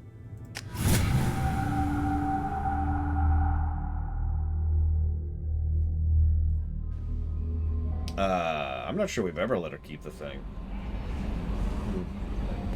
Maybe Commander, once. You received a new message at your private terminal.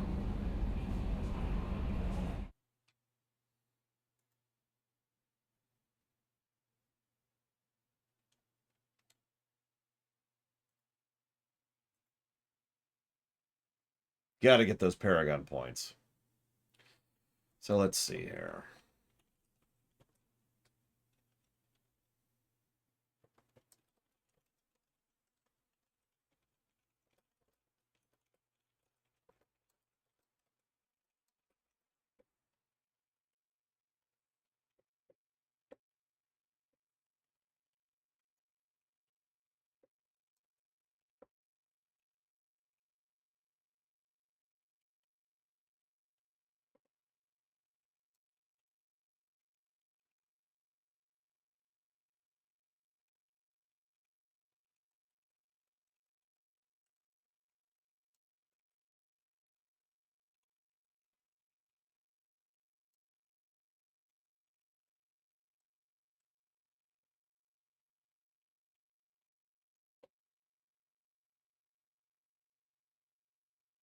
Anytime you alt-tab, it mutes, yes.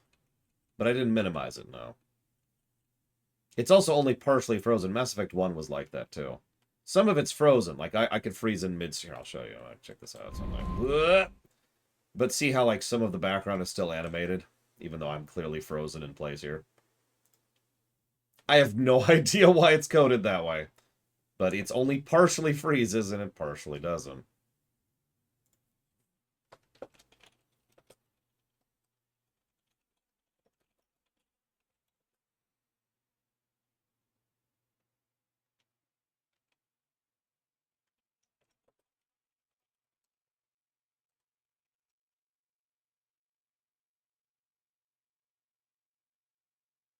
I wouldn't mind if we didn't decide. Although, of course, then we'd have to help her let go in 3, but that's okay. We can do that anyways. Yeah, spoilers, if we let her keep it in 3, because of course it's our choice, then in 3 she has become full tilt obsessed. Like, she lives inside the memory space, basically.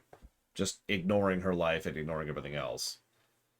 Which, of course, makes a degree of sense. You know, in 3, the galaxy's ending and everything's horrible. So, you know, get your comfort where you can. It's presented exactly as it should be, though. Extremely unhealthy.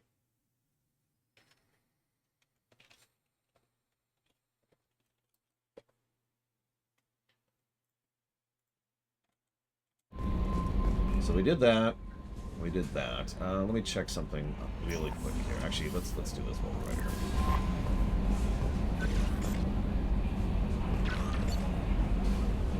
Incorrect, Sean. For we are the absolute choice makers. Time for the ultimate decision. Sorry, that's an old reference. No one's gonna get that.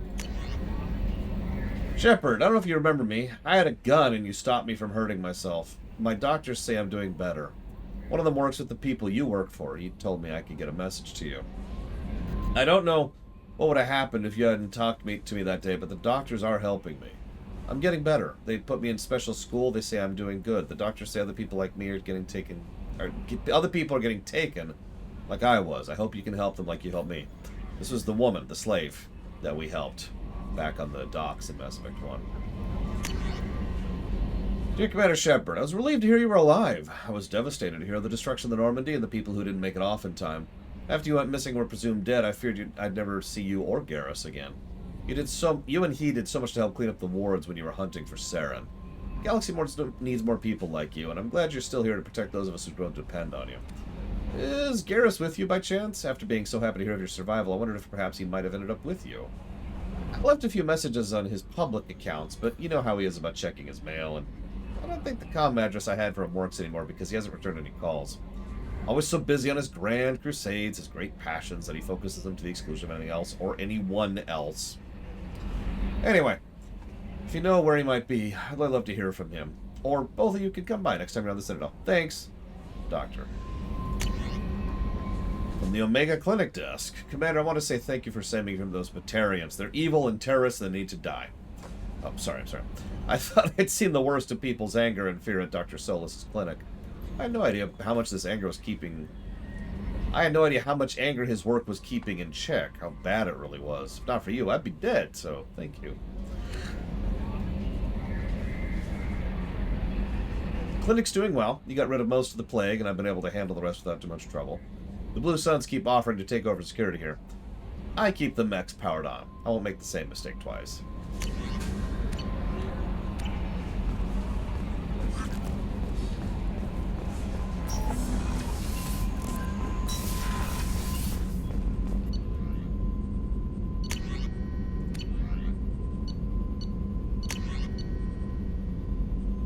Oh yeah, that's the Scar thing. Most expensive upgrade and the most useless. Let's check what we got here. Actually, I wouldn't mind that. Let's go grab that.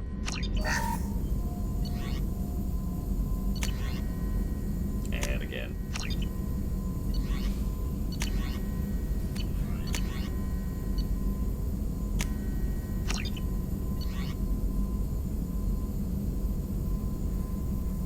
I laughed out loud in the theater, Damashi. The way he says it is a perfect way, too.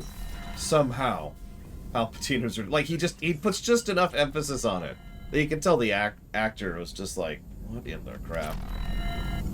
Shepard, how can I help? Have you got a minute to talk? Yes, would like that, actually. Talked about work earlier. Time with Special Tasks Group studying genophage. Wasn't entirely honest. Lie of omission. Also, other kinds. Need to clear the air. Mission too important to keep secrets. Work on genophage was more than just study. I had a feeling you were holding something back. Apologies, classified information, but you've earned the full story. Need to know me, what I can do, what I did. Wasn't lying completely. Initially just did recon, but uncovered data. Troubling.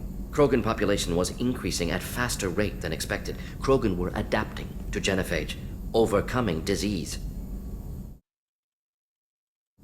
Oh, I didn't turn on the question bot at all today. No wonder.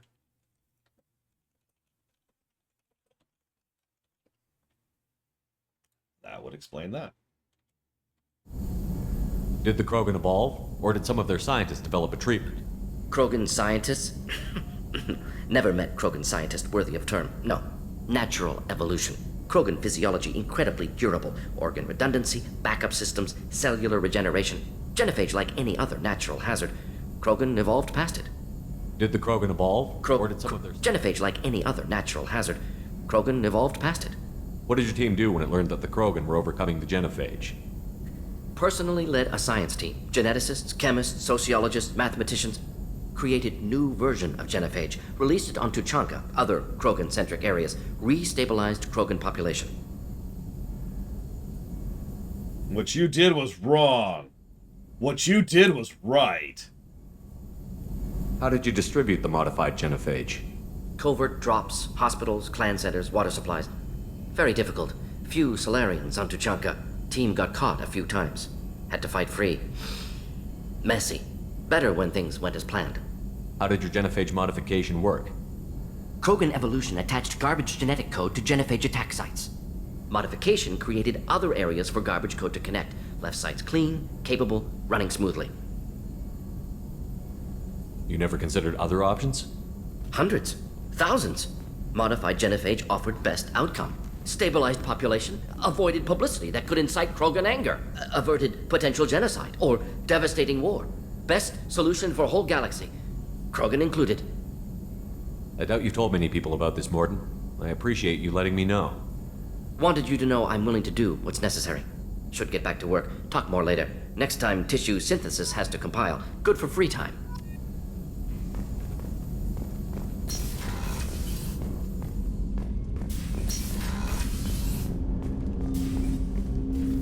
Commander, can I help you with something?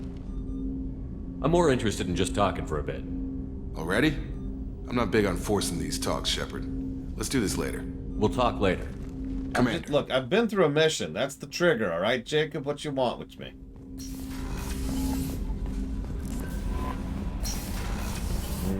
Genophage. Oh, drool.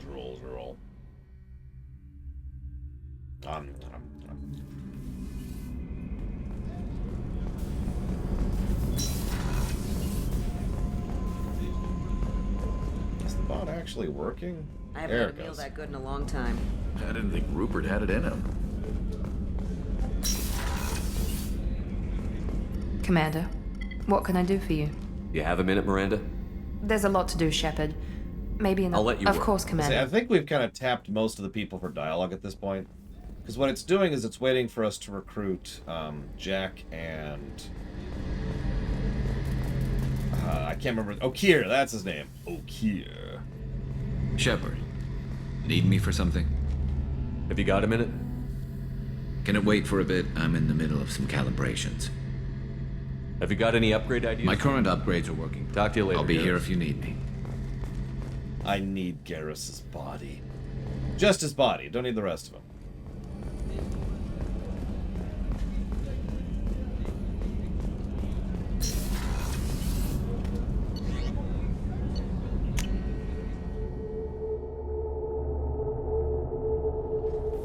I think you're right, Space Cadet, which is what I just said. It's waiting for us to do the recruit missions, which will Garrus trigger put new some stuff. crazy tech into the main guns. It's almost doubled their power draw. They seem pretty wicked. Indeed. Don't worry. A few tweaks to the forward capacitors, and the balance is back in line.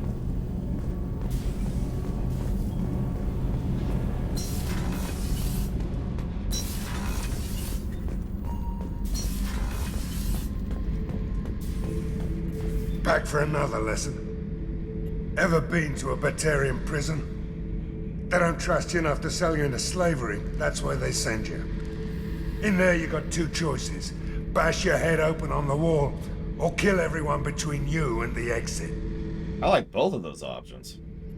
I knew this girl once, Asari. Good head on her shoulders. We had this whole thing going, until she sold me out to the Blood Pack. Put a sour note on the relationship. I should let you go. Talk more later, Shepard. Right.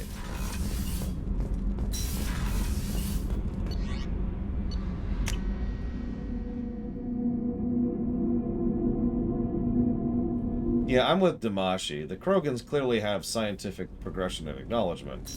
They just don't have... Well, let's put it this way. I'm pretty sure most real-life human scientists wouldn't qualify as a scientist by modern standards. I was just thinking about you.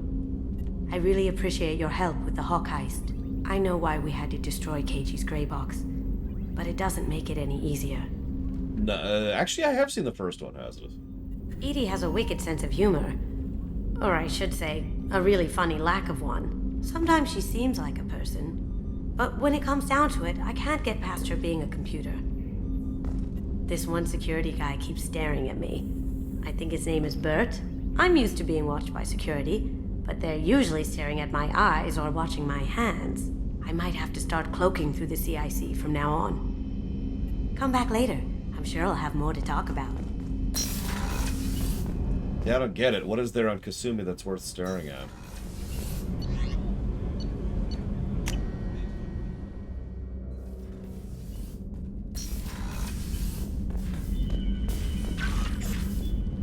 I just wanted to show this off briefly. It's a bit of a size comparison between the Normandy SR-1 and SR-2. That's it. Just wanted to show that off briefly. Who installed an aquarium on my frickin' room? In general, but also, like, without putting any fish in it. Whatever. Let's go ahead and no-helmet it up a little bit. Do I have anything else yet? Nope.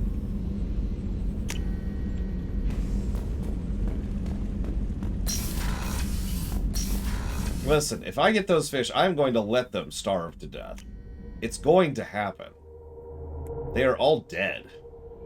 So I'm saving those fish's lives by eating them instead of buying... Also, can someone do me a huge favor and Google where the Dragon Age armor is in this, in the Legendary Edition, please?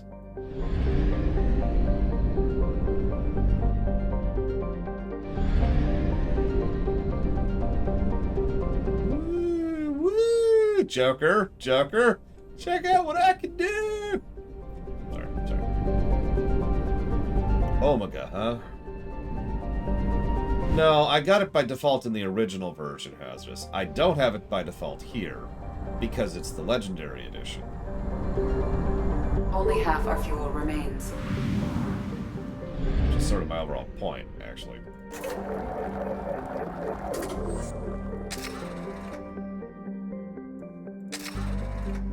Listen, I heard you didn't like being killed by synthetics, so I decided to kill some synthetics so you wouldn't be killed by synthetics. Okay, fine. Just for you. Just for you.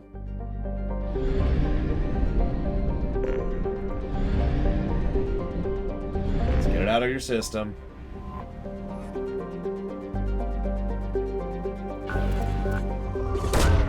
Really, Commander?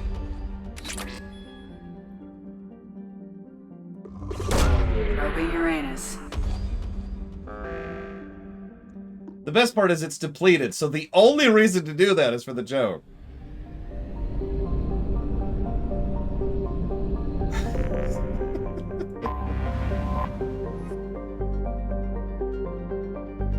$11.4 billion. Wow. Oh yeah, the way she says it is perfect.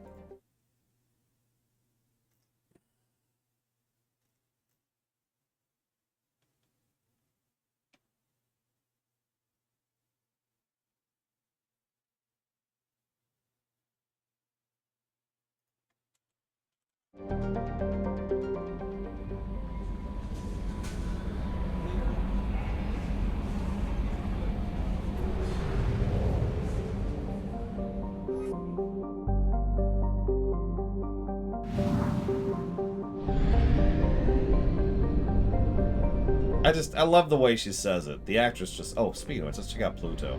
Which is still a planet. Check it out! Pluto! One of Sol's numerous ice dwarf worlds. Main note being the gravitational anchor for the mass relay to Arcturus. Pluto and the Charon relay, formerly encased in ice and considered a moon, orbit each other. Pluto's orbit was circularized in 2157 as a side effect of the Charon mass relay recovery operations. Population, 9,300.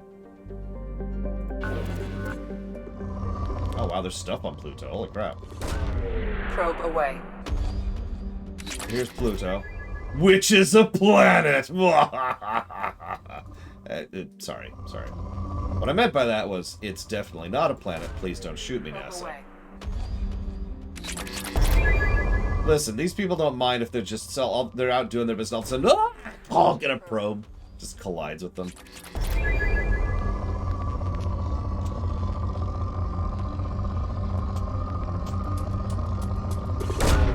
Probe away.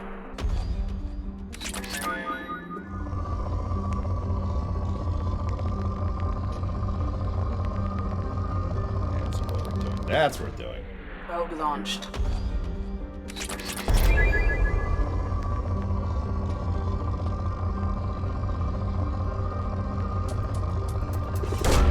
Probe away. Listen, I'll go buy some fish just for your cat, okay, Savacom? Probe launched. Well, that's gonna take some time to get there, but I'll do it, by God. Probe away. Oh, that's a tough one, but I'd probably go with Mr. Rogers between the two.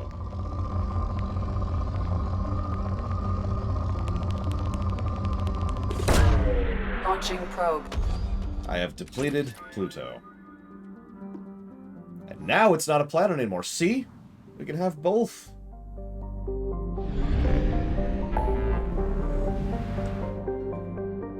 Alright, what am I doing?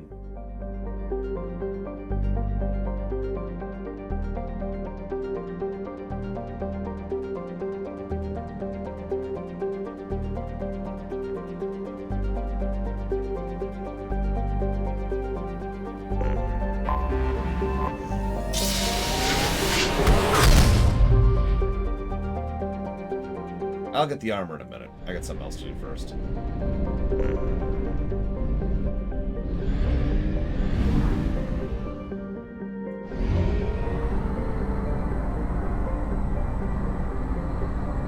So, how many of you like the Mako?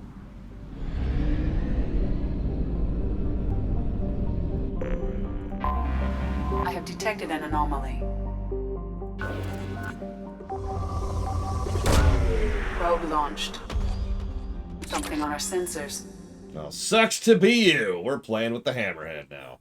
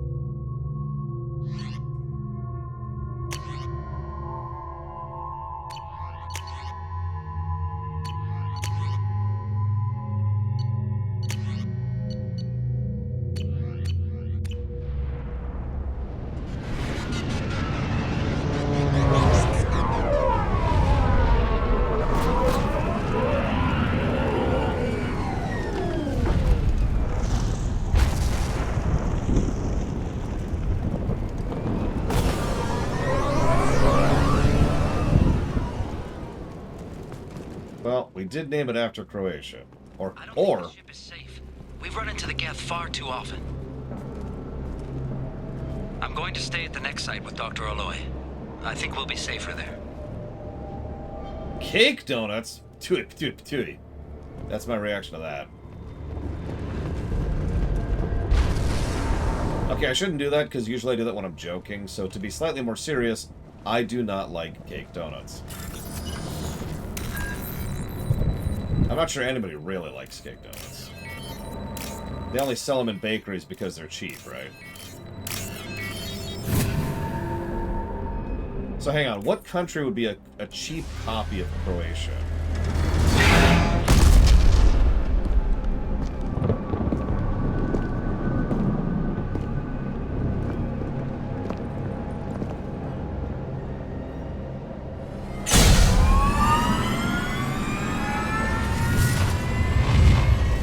Systems online. See, I was going to say Austria-Hungary. Hammerhead infantry fighting vehicle. This is your onboard VI.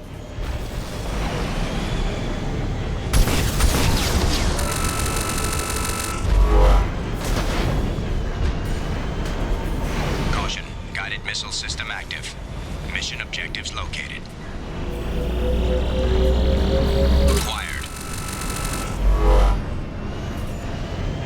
a shame Zalok's not here anymore. Because I just answered his question.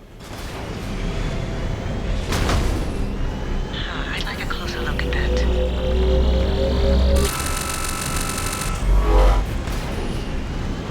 So for those of you not aware, when you're digging, it pushes you away from it. So you have to actually push against it in order to, you know, keep in position. Otherwise you get thrown off and you're screwed.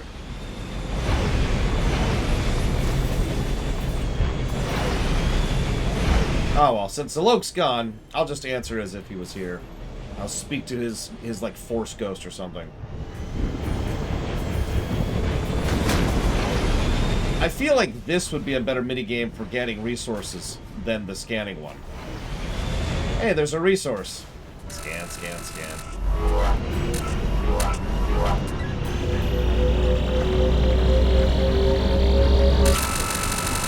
And we just got some palladium. Next. And so forth and so on. I should probably mention the hammerhead stuff is probably going to get a positive. Just a heads up on that.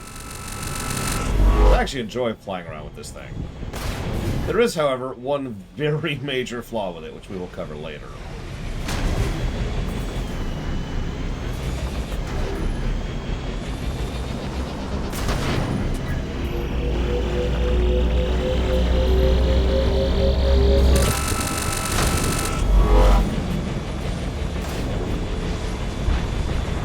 I mean, the planets are more manually designed than the Mako planets, so that's good.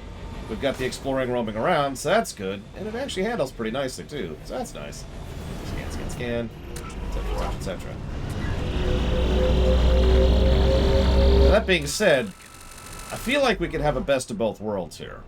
Imagine the Mako with better designed planets with random roaming to get resources. And there you go. I think we've actually gotten the best of both worlds in order to actually have our resource gathering, our exploration, and a vehicle that's awesome. There you go. Win, win, win.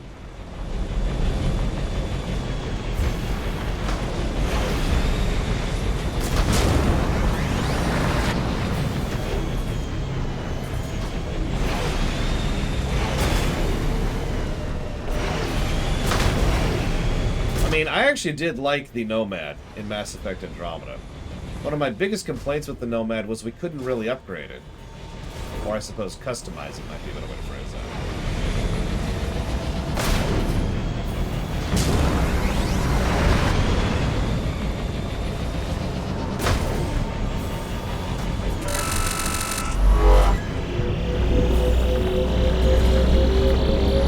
That should do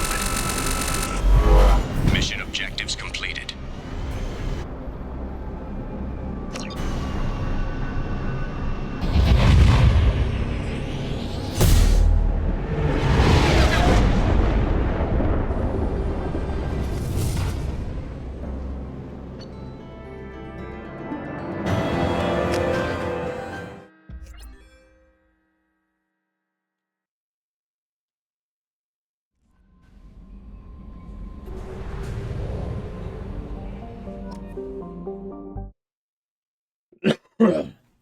My favorite shark? I can't pick my favorite. I got blue, I got dive, I've got gray. I didn't name some of these. I've got Whaley, of course. And then, of course, we have Sea Star. She's just adorable. And then over here, we've got Om Nom Nom and Cat. Again, I didn't name her.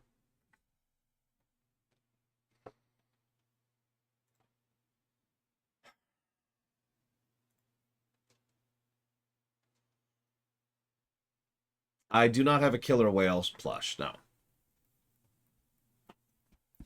Yeah, that shark's named Whaley and that shark's named Cat. I didn't name either of those, so. What do you want from me?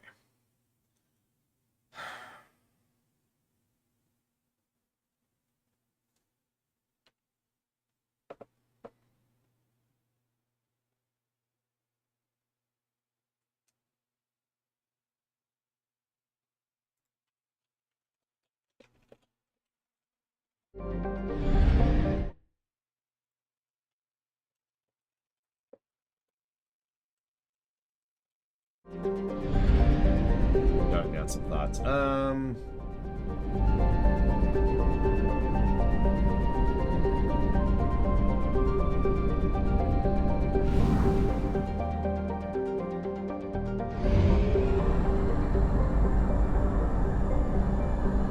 We have used half our fuel.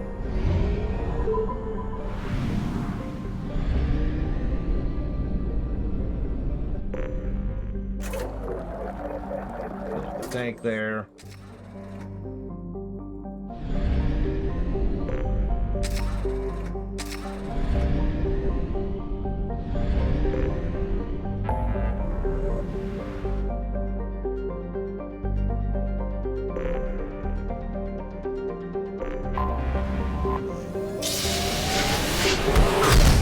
Yeah, fuel is dumb.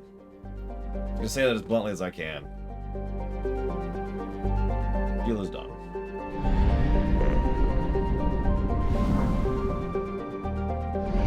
Man, could you imagine if we were trying to 100% every system? God, that would take forever! Thankfully, we would never do that. I have detected an anomaly. Probe away.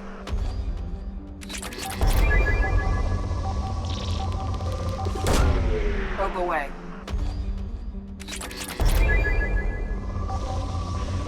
Is your criticism the fact that it exists, Plutonia?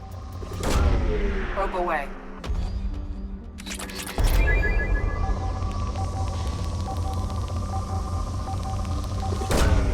Probe launched.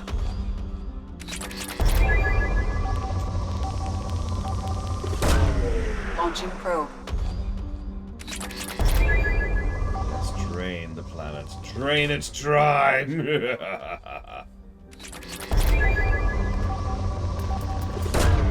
Probe away. Oh, we're getting kind of high in resources. Probably should stop draining the planet dry. Launching probe. Something on our sensors.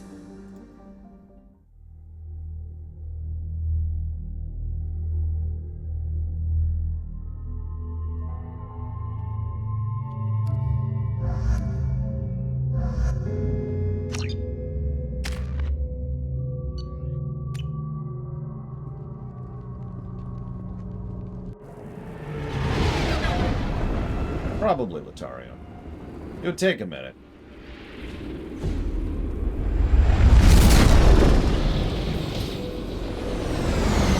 We have some very dangerous weapons in real life. Scanning for mission objectives. Like, imagine what a single nuke would do against one of those kinetic barriers, for example. Mission objectives located.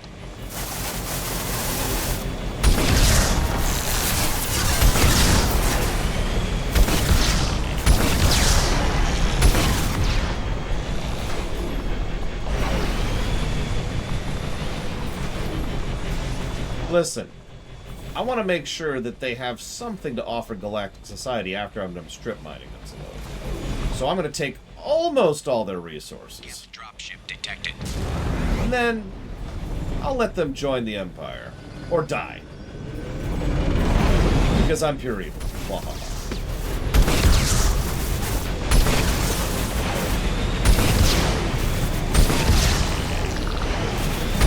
Actually, that sounds... Well, no, even the Gemini is... Have I ever invented an organization that acts like that? I think I have.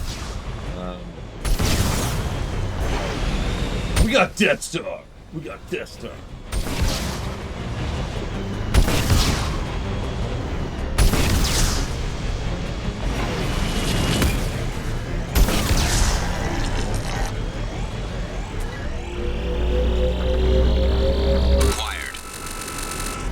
So you probably didn't hear it, but our low health warning was going off after being shot by that Geth.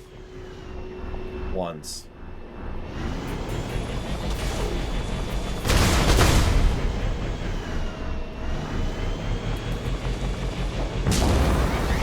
I mean, I wouldn't buy that gun, but that's just me.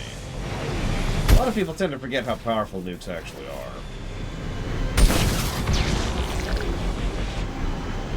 Then again, I've noticed that's a really, really common thing going back to, honestly, the 50s. Yeah, it's the guns are useless thing, right? Oh my god. Like, I make fun of we can't beat them conventionally. Forces detected. Because it's stupid. But that's an old trope. Probably the first time I've ever actually seen that done in fiction is with Doctor Who. Like, old Who. Like, Troughton era. God dang it.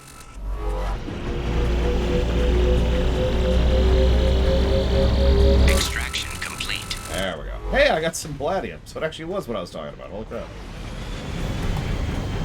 So, you know, the whole we can't beat them conventionally thing. Old concept. Old and dumb.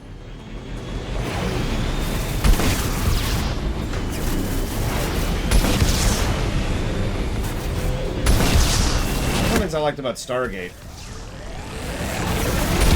it actually emphasized how strong, you know, seemingly weak weapons could be. Oh my god, Blades of All. Get out of my head!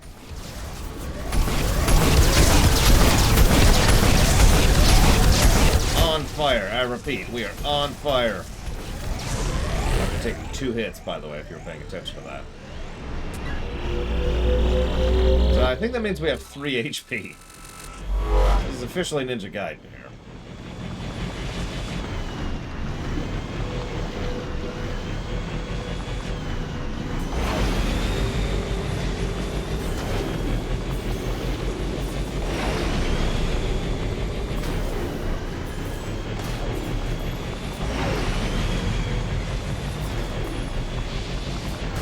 Yeah, it's almost like kinetic damage and just physics is really strong. I know.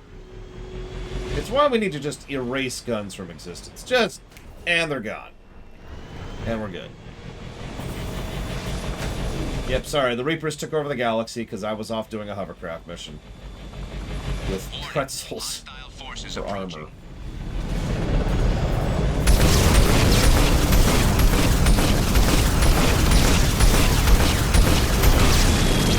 God, that thing homes.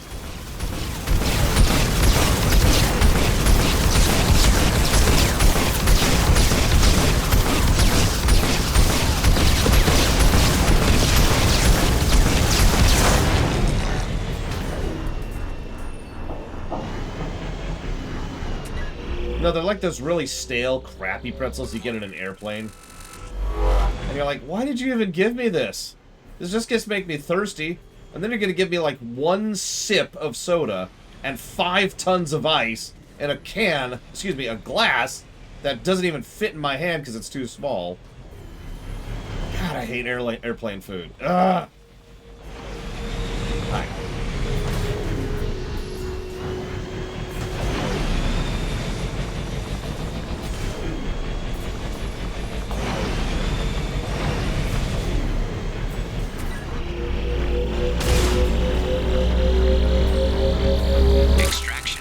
See, and there's some platinum.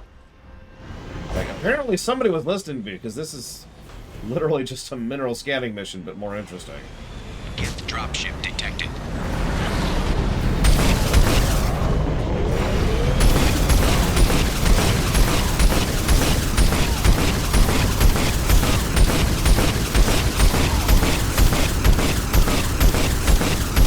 Huh. I can just outrange them.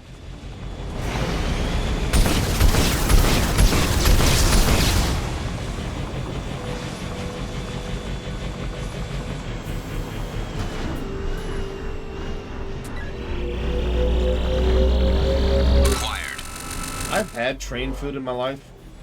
Once. I don't really remember how good or bad it was. Not a lot of passenger trains here in the States, so it's not really a big thing.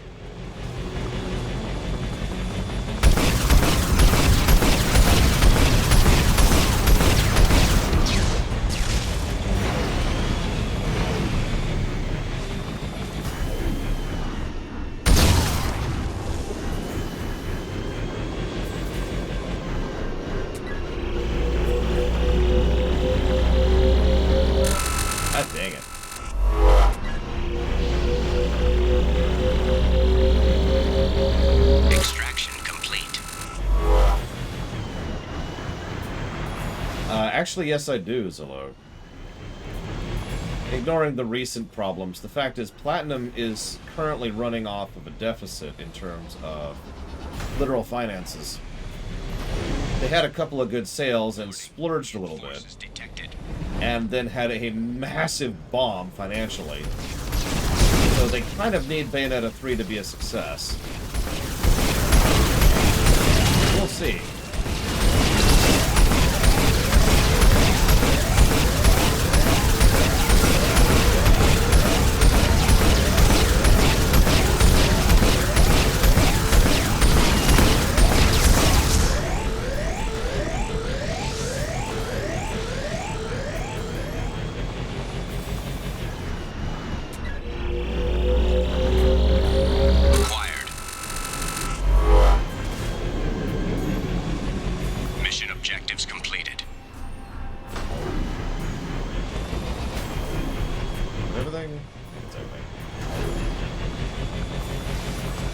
See, you're sort of making my point for me, Paranoid Android. The fact that you can't even think of the last game that Platinum put out. Bayonetta isn't fully banked by Nintendo, no. But Bayonetta... So, I'm sorry. Let's walk this back a little bit here. Bayonetta is being published by Nintendo, and Platinum are second-party developers at this point. But they might have issues if they don't start getting sales figures.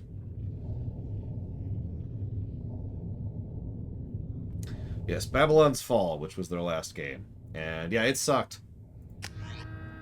And when I say it bombed, I mean it bombed. Like, whatever you're thinking about a game performing badly, you're not thinking badly enough.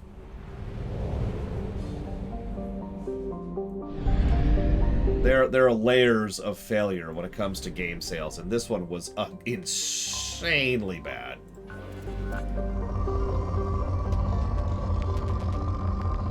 I wouldn't be surprised if some people lost their jobs over Babylon 5 or Babylon Fall, excuse me. Yeah,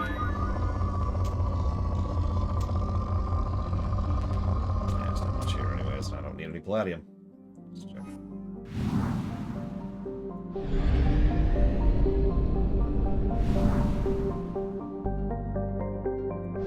Yeah, that's another thing. Bayonetta 3 has been in development for a while.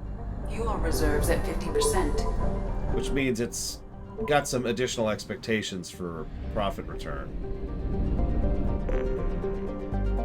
Because accounting.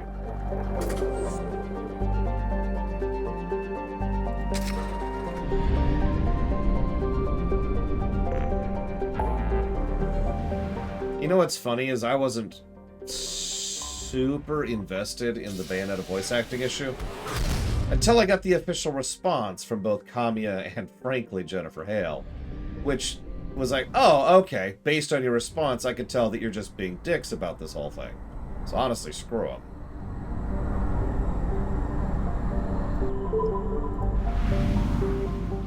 I don't remember, Lord Harriman. I guess we could test it. Anomaly detected. Wow, that's a lot of resources. Probe away. Speaking of which, the developers of Subnautica have put out a new concept game. It's actually in early access right now. And it's a miniatures game. You know, like Warhammer or Battletech or whatever. And the whole idea is you get to paint your miniatures and customize them and play them in battle and do, you know, it's a miniatures video game, right? Sounds awesome, right? I have found something. So it's absolutely glutted with the worst kinds of loot boxes and microtransactions.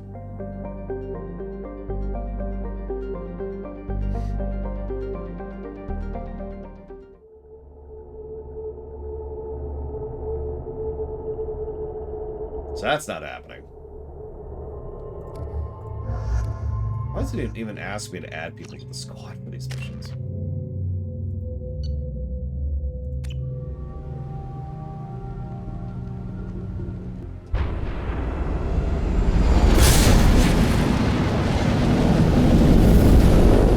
got almost all the usual tricks, all the usual crap for microtransactions, but check this out. Primary systems online.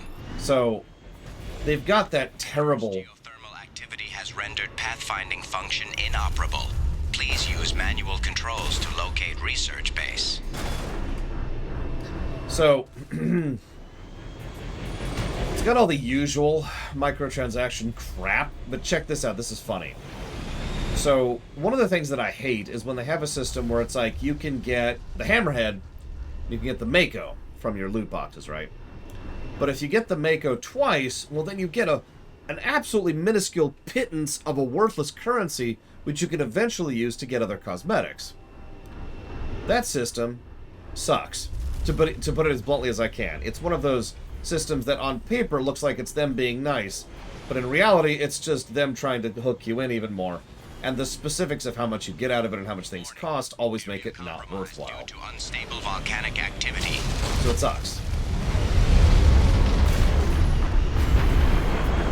But in addition to having that system, check this out. So let's say you pull a loot box and you get the Mako. Hey, I got the Mako. Cool.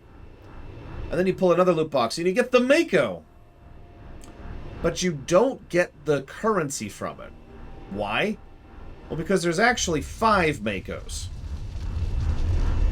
And each one of them counts as a separate entity. So you don't get a duplicate unless you get that specific Mako again. Oh, by the way, the only difference between these is cosmetic.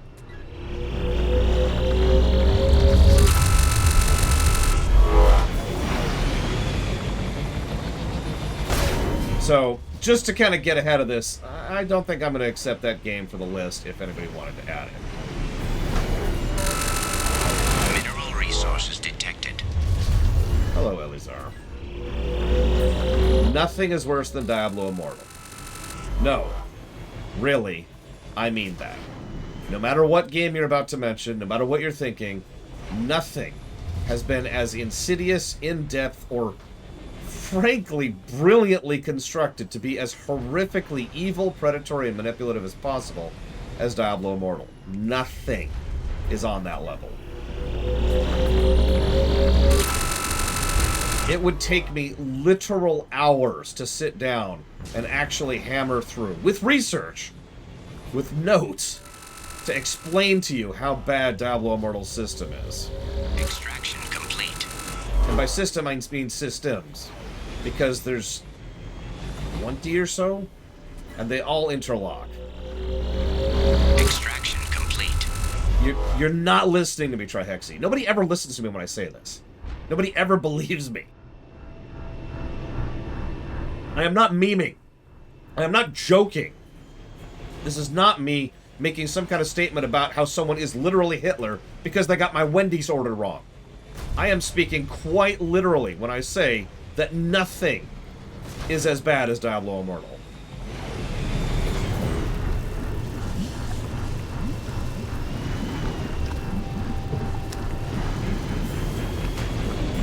Excuse me.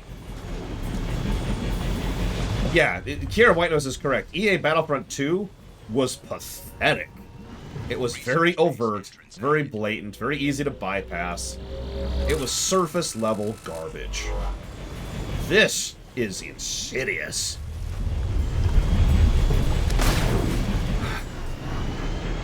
What is this? It kind of is, Blade Chabal. It really is.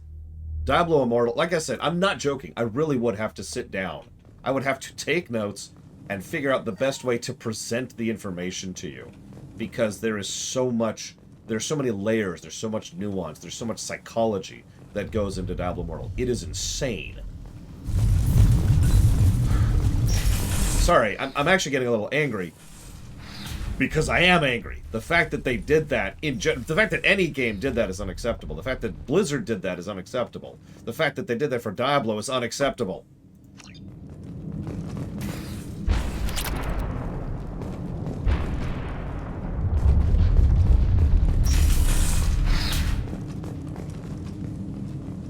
Why don't I like... This is actually a really good time for questions, because these Hammerhead missions have very low cutscene ratio. So let's push to some questions.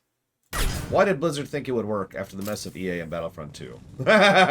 You realize that loot boxes have already been normalized despite that, right? I was right. This site was a roadmap leading to the main Prothean I just said... Dr. Aloy and I agree that this must remain a secret at all costs. I will not allow another Eden Prime to occur. The Geth, the Reapers, all of them, they must be stopped. Yeah.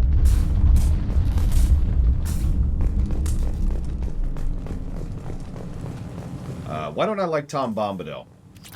So there's nothing good about him. He serves no narrative purpose whatsoever.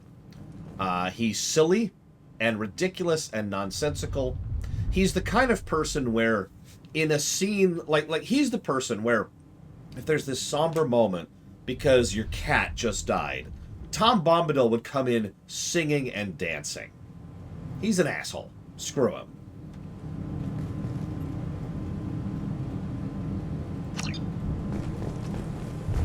That's ignoring the fact that he literally serves no purpose. He's just there to be... That's a side quest, is frickin' Tom Bombadil.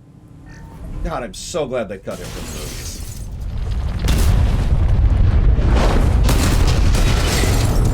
Activation of research-based power grid has triggered additional volcanic instability. Recommend immediate departure.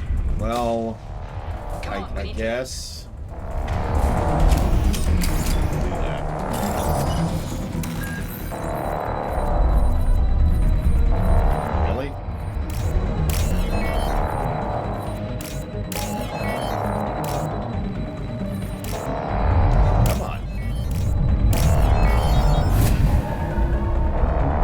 Listen, Tolkien was a great linguist and a great world builder, but he was a crap writer. You can quote me on that. I am unashamed and unafraid of that opinion. I've actually never met anybody who liked Tom Bombadil. I've actually never heard that theory, Elizar, no. By all accounts, he's a wood spirit. He's a nature spirit, which is why he's so... irreverent, why he doesn't give a damn, why he's a rude dick, is because he literally doesn't care. I mean, he married a river, for God's sakes. Yeah, it's why the ring has no effect on him. He's not a person in the strictest sense of the word.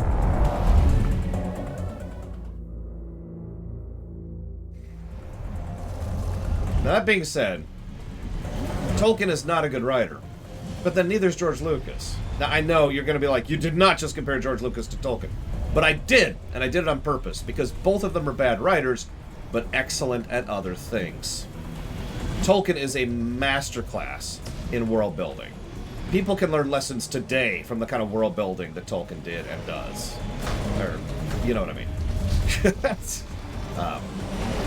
And George Lucas, brilliant technical director, knows just how to use a camera, and is wonderful at figuring out inventive and interesting new ways to develop and advance the technology.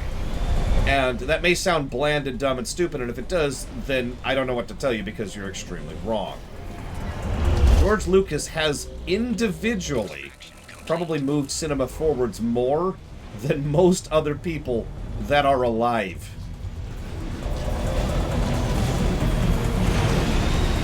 The amount of advancements that sit on the backs of the technical improvements that George Lucas has dumped money into, has lost money on, is insane.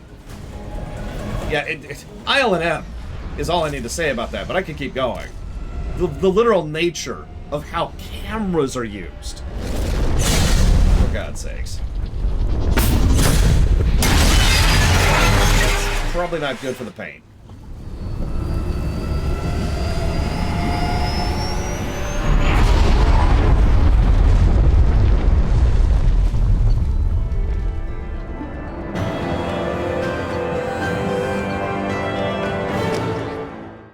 IL&M stands for Industrial Light and Magic. They are immeasurable in how much they have moved Commander, you've received a new message at your private terminal. Visual effects forward as a everything. I don't even know where to start. As an everything.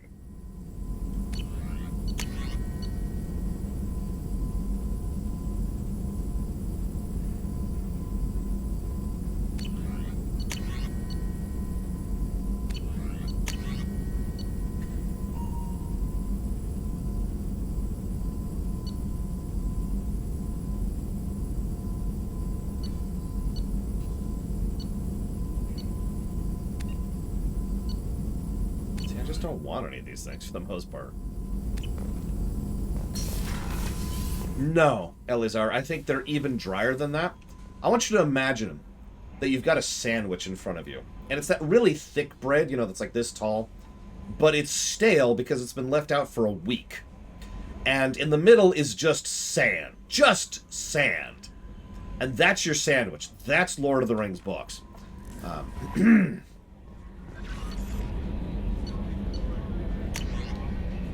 Good work on recovering the hammerhead, and nobody cares about this.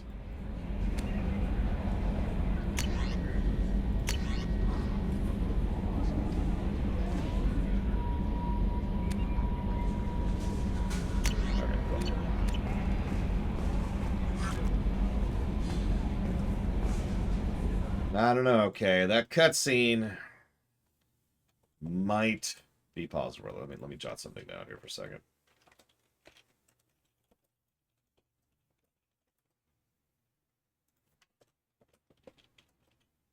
Jot that down.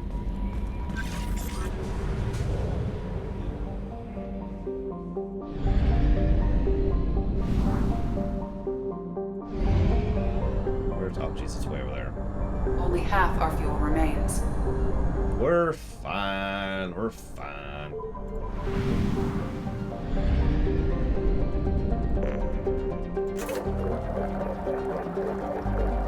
Could you imagine if there weren't fuel depots in every system? God, that would make this so much worse. Like, as is, it's an irritant. That would drive it into just what the crap territory. Anyways, let me look at my question queue here. So, let's see here. What problems do I have with Tolkien's writing? Yes. I'm not going to summarize more than that. That is the summary. Yes. Oh my god, hang on. Let me actually scroll up here. Oh my god, we're up to 6 pages of questions. Okay, hang on. Are any of these people live? Is Nero's ass here? I don't think Nero's ass is on. Come on, Ezo, give me some Ezo. Or platinum. I'd be okay with platinum too. Nothing? Nothing. Wait. I lost it.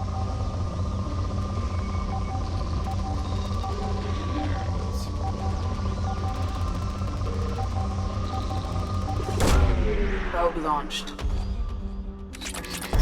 Listen, anything silly must be destroyed. Launching probe. Well, you're here, but you've got 7,000 questions in the queue. I was hoping to knock out some quicker, easier ones. Rather than, please tell me your entire thesis. Alright, hang on.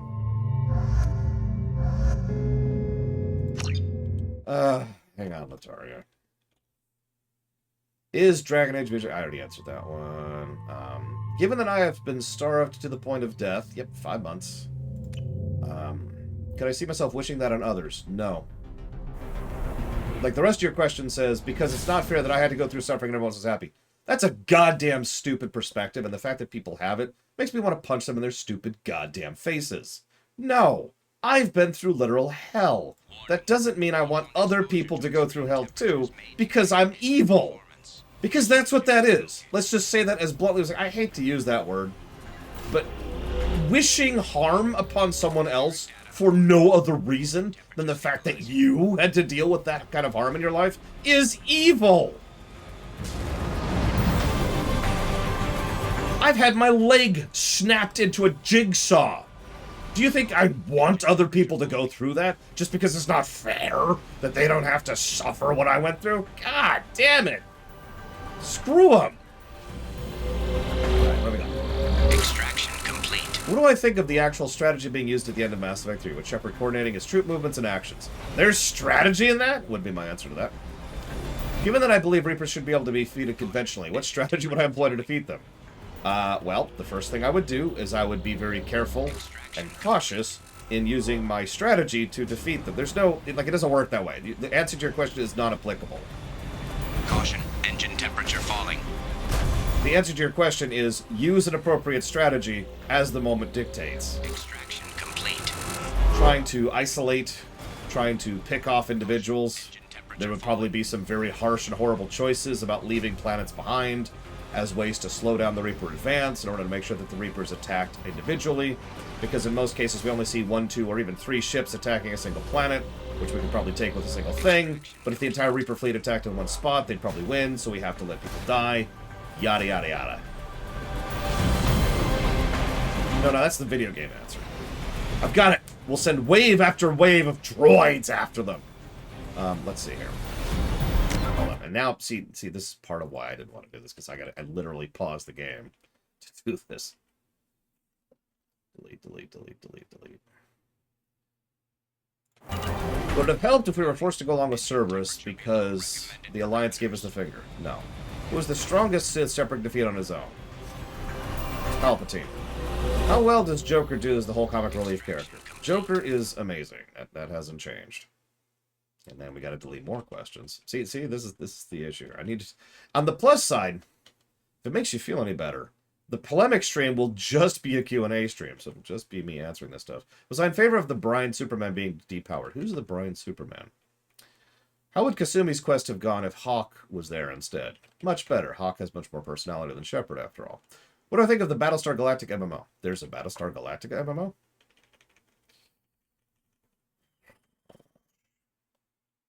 Actually, I answered that question. I've answered several of these. Answered that one. Answered that one.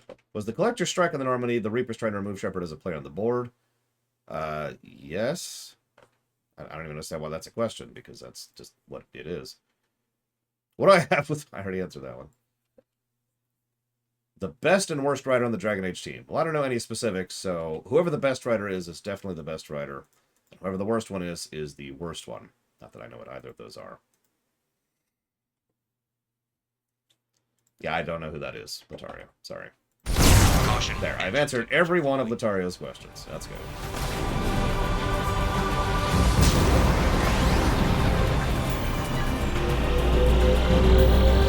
Extraction complete. What games will I play during the polemic stream? Probably Super Metroid. As always, there's not really a point in playing video games on the polemic stream. That's been true for years, and that's going to be true for years further. The point of the polemic stream is to be a talkie stream, so we're probably just going to sit and do Q&A. Engine temperature falling. And that means I need to be playing a video game that I can do without having to really disrupt my attention. Engine temperature And that's Super Metroid. parameters. There's other games that qualify, but it's kind of become tradition, and honestly, if I'm being frank, I only really get to play Super Metroid once a year right now, so I'm going to be selfish and play Super Metroid.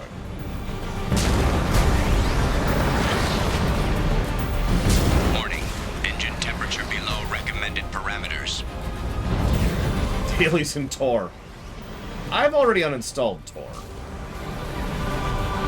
We could level an FF14 though, that's actually a valid answer. Because I do need to finish leveling for the eventual FF14 streams. It's the crisps, Sean, it's the crisps that form our armor. Have I read the 3-Body Problem series? I've never even heard of that.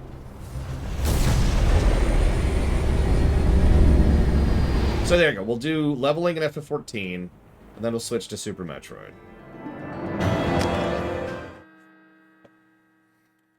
Let's scroll down here. What other questions have we got here? If the Council hadn't been a bunch of badly written morons, do you think the events of Mass Effect 3 could have been avoided? Yes! FF4 stream? 14. Lord Harriman. 14.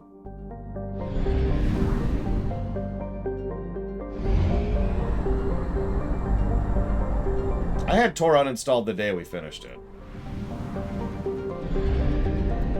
Not to be mean, of course. But because Tor's a big game. I don't have infinite hard drive space. Have I played RimWorld? I have streamed RimWorld. But yes, I would love to do an audit run of RimWorld someday. I'm also trying to figure out how well the multiplayer RimWorld mod works, because if it works well, I'm going to try and drag my friend Pax into it.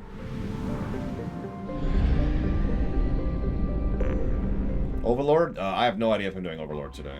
I have detected an anomaly.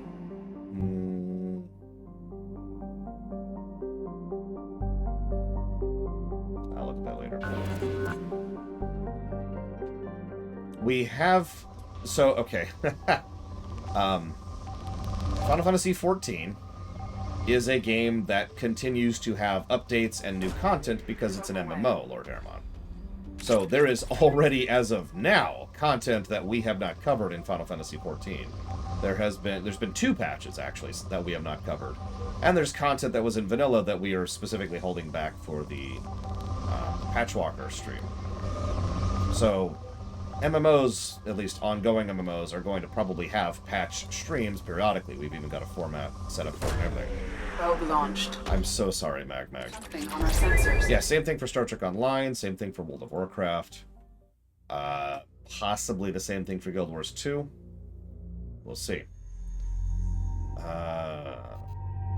They never hang up on the counselors. Every single time. It was quite amusing. Is Tom Bombadil as annoying as Jar Jar Binks? Okay. Tom Bombadil is more annoying than Jar Jar Binks. Let's see. Who do I consider to be a prime example of a very good science fiction writer? Timothy Zahn. Now, I should probably mention modern Timothy Zahn, not older Timothy Zahn, because he had to grow into it. He had to grow into it. He had to develop. But Timothy Zahn, as of like the last 10, 20 years, is a truly, legitimately fantastic author. This is several years ago. A friend of mine actually lived in Atlanta when he was doing DragonCon, when Timothy Zahn was physically present at DragonCon. And he had a panel which was just, let's talk about writing.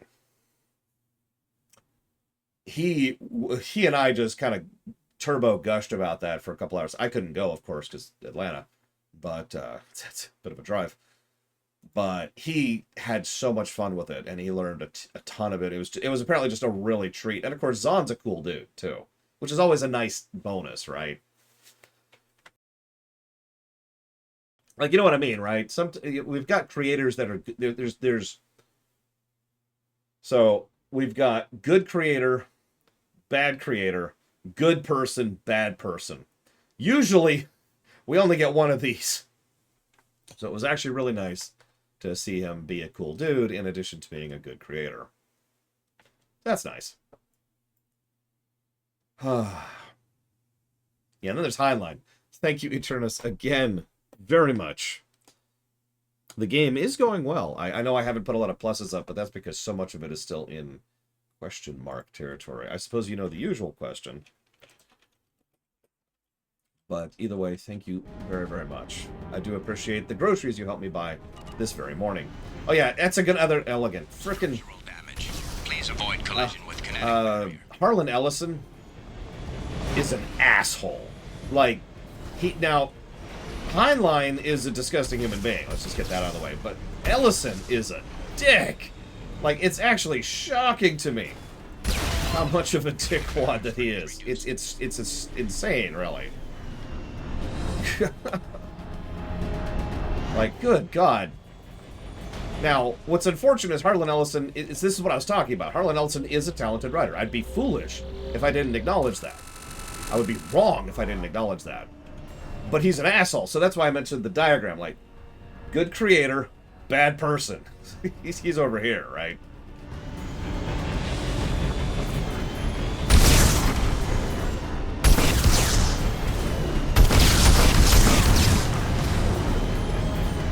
Man, I am super turbo looking forward to StarCraft. There's a lot of runs I'm really looking forward to. We're still we're not quite in Q land, but I'm kind of filtering out a bunch of miscellaneous runs before we start thinking about what we're doing next. And of course, I've got to do all the rumination recordings, which I'm not looking forward to at all, but... Oh yeah, that reminds me. So, for those of you not aware, the floodgates are open right now. If you are someone who has financially supported the show, who is not on Patreon, and want to be a participant in that, we are currently taking nominations for movies. I should probably mention this, by the way. This is the last floodgates I'm ever committing to. Now, I phrase it that way because we might someday do more floodgates, but this is the last one I'm going to say that we're doing. So I reserve the right to never cover movies again after this. So, just FYI on that front.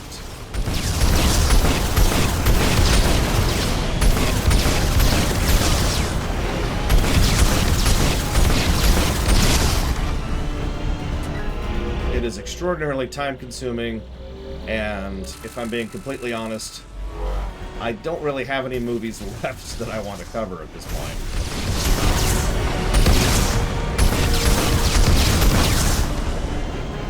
And yeah, I've also got the rewrite, and I've got the theater, and I've got the streams. Barrier strength reduced. And then there's the fact that I want to do the Primus videos, and then there's the fact that I need to figure out the new animation software in order to streamline that whole process. I've got 700,000 things to do. So yeah, I'm just pulling the plug on the movie ruminations. They're already something that I basically just do because it keeps a couple of people happy, and that's it. They don't generate any money, they don't generate any interest, and they're not very popular. So they're not financially useful, and they're not moralistically useful, so they're going away. Now you're probably thinking, but Lore, if that's true, why aren't you axing them this time? It's because I'm an idiot. No, I'm dead serious. I was going to pull the plug right here and now. I was going to just say, no, we're not doing ruminations. And I was in the middle of doing a massive amount of paperwork this Sunday. And I was doing so much paperwork that I sort of kind of lost place of where I was and what I was doing, and had already tossed out the notifications saying that we're doing the floodgates before I realized that I was supposed to not be doing the floodgates ever again. This time.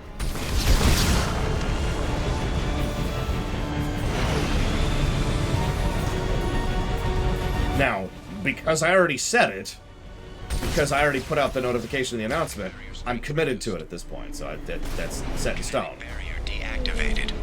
But this floodgate cycle wasn't supposed to happen.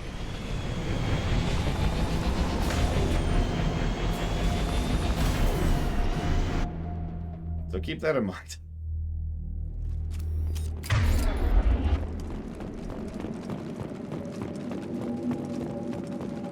It's also part of the slow divestiture of YouTube we've been doing for years at this point.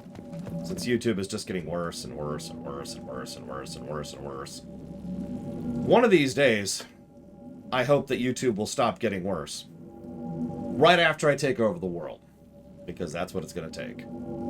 And you know, that sounds like a joke and a meme, and of course it is. But let me say something sincerely. The odds of YouTube getting better are so low that the odds of me actually conquering the planet are higher than the odds of YouTube just getting better.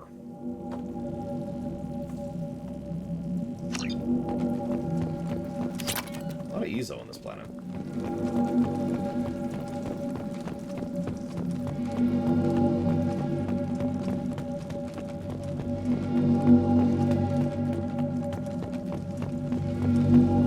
Hi, Colgrim.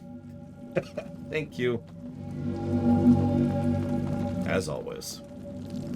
Yeah, they literally made their interface worse this week! That's how recent that is. Do you know what you want to put that towards, Colgrim? It's also getting more and more frustrating from my end. Did you know that right now, I don't know when a video is uploaded?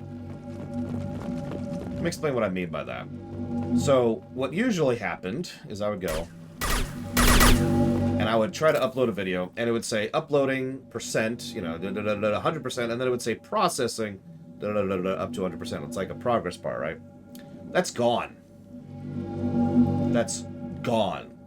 So what I have to do now is I have to set a video to upload, and then walk away from it, and just kind of guess when it's done uploading, because nothing indicates that it's finished uploading.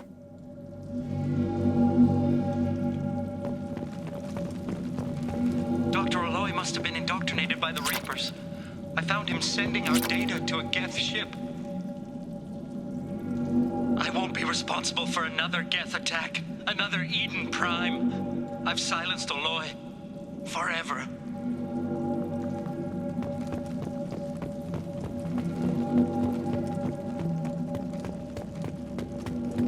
Pax and I were talking last night. And, This should come in handy. as just kind of a random commentary thing, like, alright, so, you know, I have tremendous Q-like powers, and I have established, you know, my own internet and my own YouTube. What do we call it? And that was the thought exercise. What do you call, you know, a YouTube that isn't crap? And so we were talking it out back and forth, and tossing out some terrible ideas. And then he said, oh, well, it's obvious. If you have the power of Q, you just call it QTube. It's too late for me. They're still in my head, stealing my thoughts. I can't keep them out. I've got no choice but to destroy this relic. And myself. The icon is just someone going. So if you ever see a QTube come out, well, you're either going to be really worried or really happy. I'm not sure which.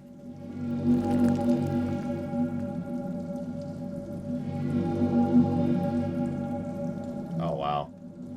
That's messed up.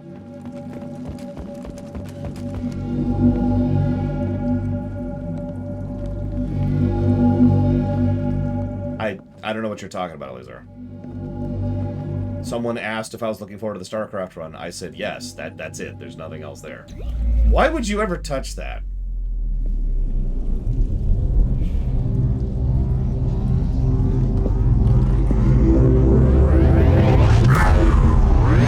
And we're inducted. Reunion. I've never reviewed StarCraft, Elizar.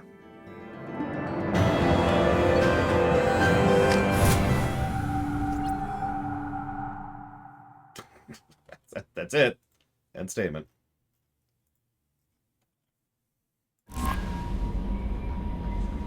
Writers that are awful at writing and being a human being? Well, that's just me at that point, Lothario.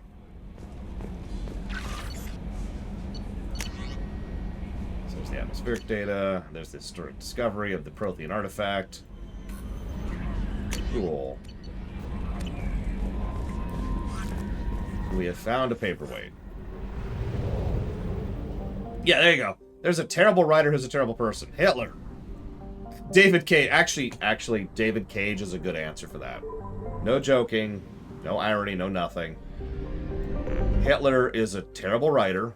I've read Mein Kampf.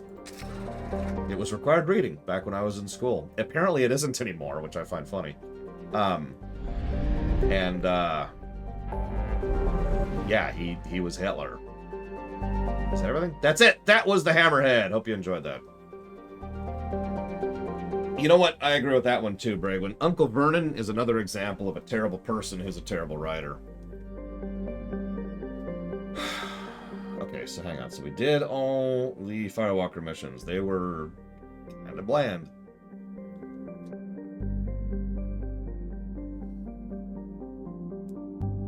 Seriously, Justin?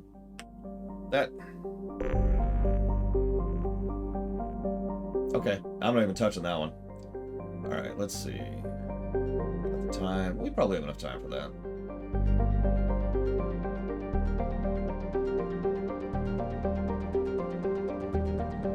Because we haven't done that on purpose.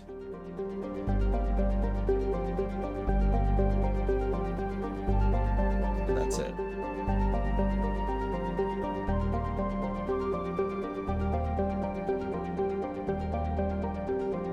Okay, so let's recruit...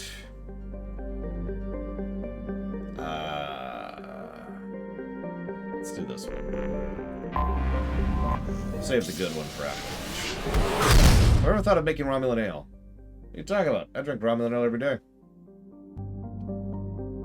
Have I read the best-selling book of all time? Yes, I have read the Bible.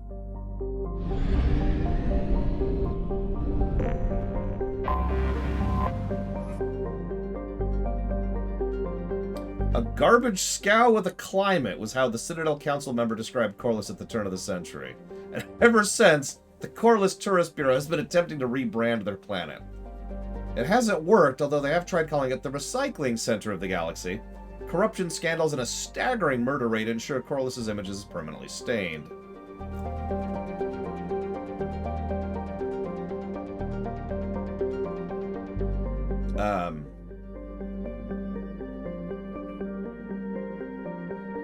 Corliss's biggest business is the recycling of decommissioned or junked spacecraft into component parts. While the invention of Omnigel has made this process significantly cleaner, it's still a dirty business that chokes Corliss's sky with smog and fills its ports with megatons of scrap. A shady hospitality industry and a scavenger underclass round out the spectacle of urban decay. Corliss ranks second in murder per capita in the Terminus systems and first in off-world murder. Wow. Civilian traffic is encouraged to employ security professionals when visiting.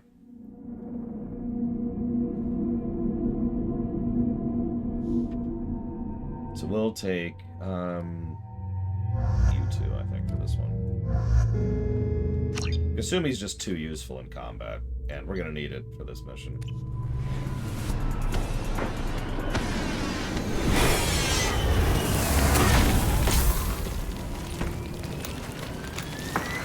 The dossier doesn't say if Okir is on this planet by choice. Assume hostiles. There is only one measure of success. Kill or be killed. Perfection is your goal. Broadcasting orders over loudspeaker. Charming. Stay focused. We're looking for a Krogan warlord. Enjoy the sight, by the way. Check that out. Just look at that. Of course, considering it's a scavenging planet. You like that ship in the background, by the way? Give me 1 minute. I need to look something up super quick.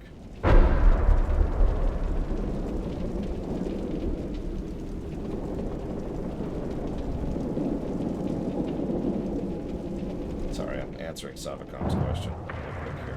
Just give me a second.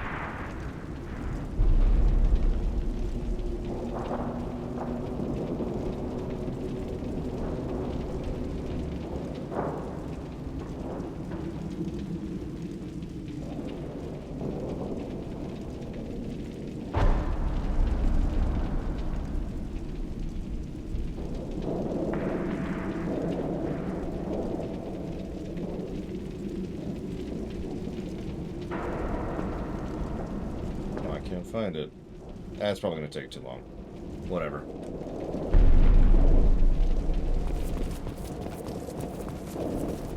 I mean, I would rather have Rex too, but you could kill Rex, and we need to acknowledge that, because if we brought back a character you could kill, then this would be Dragon Age Inquisition. Being hired is merely the beginning. You must earn your place in the mighty army we are building. Love is the fulfillment of the law. Savacom. But I couldn't find the exact thing. I like Dragon Age Inquisition too. But they literally just hand-waved Liliana. Like, we just want Liliana back. We want Liliana back. That's it.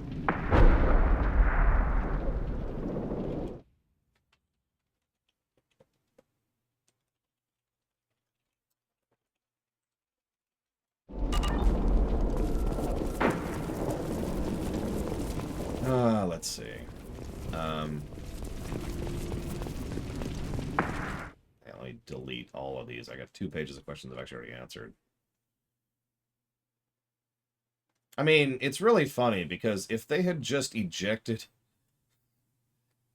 so many of the issues in Dragon Age 2 and Inquisition both boil down to, well, we didn't plan to have a sequel, so we had to work around it. And I'm not actually joking about that. Look outpost ahead, and they're ready for us. Oh, yep, okay, yep. They've seen us. Lights out!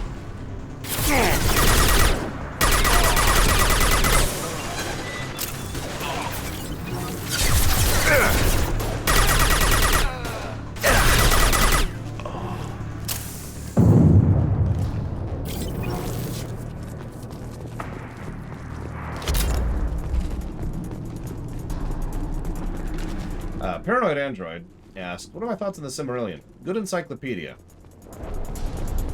It is pretty much exactly what it sounds like. It is an encyclopedia. Shit. Shit.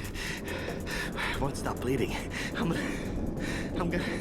Son of a bitch. Doesn't look that bad, actually. He doesn't need to know that. I knew it wasn't Berserkers. Not at range. You're Mercs. Or Alliance. I'm not telling you anything. I've got a nice application of Metagel ready to go. But if you'd rather I just keep walking. Son of a bitch.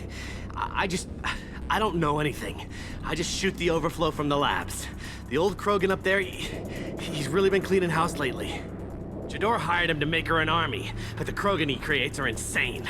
So we use them for live ammo training. It's all crap. I don't get paid enough to goddamn bleed out. Outpost 4, Jador wants us to move. We need coordinates on that Krogan pack. I want your friends gone. Understand? Patrol, the last group dispersed. Lost sight 5 minutes ago. Dispersed? Jador will be pissed. She wanted a show. You asked for a report, you got it. Dispersed. Understood. Returning to the labs. There, you see? I'm helping. Have you seen Okir? Does he know about all of this? We can't go in the labs, but everyone sees what happens when the Krogan come out. I've shot hundreds. They're crazy, mindless. Anyone up there, they know what's going on. What's Jador planning to do with all these Krogan? Replace us, probably. I sure wouldn't want to see an army of them coming at me. Only she can't control them. They aren't supposed to be crazy, but they're Krogan. How smart are they to start? Whoa. Jesus, dude. Is Jador's lab heavily guarded? There are big guns to keep ships away. We're not outfitted to fight goddamn commandos. If you start limping now, you might find a shady spot before you bleed out. Shit. Oh, shit. Oh. The scare was a nice touch. I thought so. Come on. Our Warlord is somewhere in Jador's lab. Training is part of your contract. Failure to perform means liquidation, legal and otherwise. Watch it. So, Pika says, is Overwatch 2 is Predatory, isn't it? I had to hurt. I actually don't know Overwatch 2's specific thing, but Overwatch 2 being free to play is a bad thing. Let's be very clear about that. I can name the number of games where being free to play is a good thing on on one hand. Generally speaking, if a game is free to play, Put them down. that's bad. Did I do that?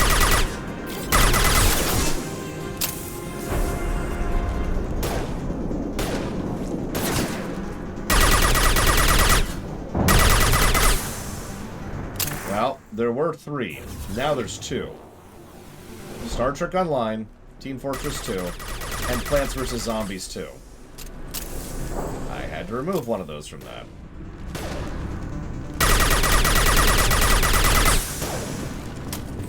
What really amuses me... My shot's literally not reaching this guy? Jesus.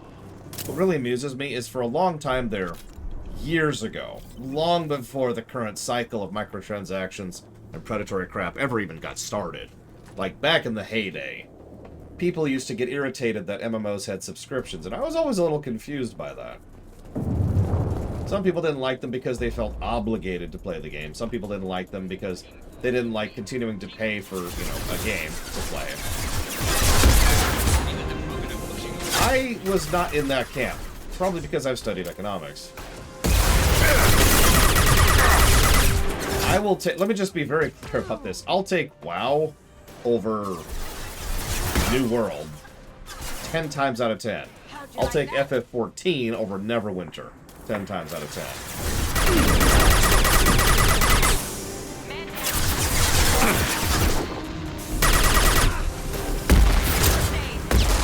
The funny thing, too, is MMOs used to be, I guess they kind of still are, but they aren't really like they used to be. They used to be a different type of game design. Obviously in a lot of different ways, but the big one was financially. Big upfront cost, and then substantially lower maintenance cost, which means that most of those subs immediately go towards paying off your debts and paying off your whatever loans you have to make the game happen. And then it becomes profit relatively quickly. And that money can then be turned back around into improving the game, which was what a lot of MMOs did for a very long period of time. Hell, it's really easy to track this kind of thing because I could point to MMOs when they finally started turning the money over into the game development itself directly. Cataclysm in WoW, and Stormblood in FF14.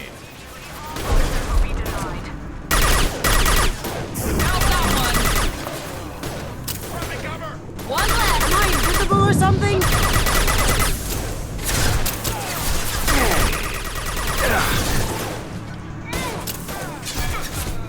And yes, Guild Wars 1 had no subscription fee at all, you just paid for the game.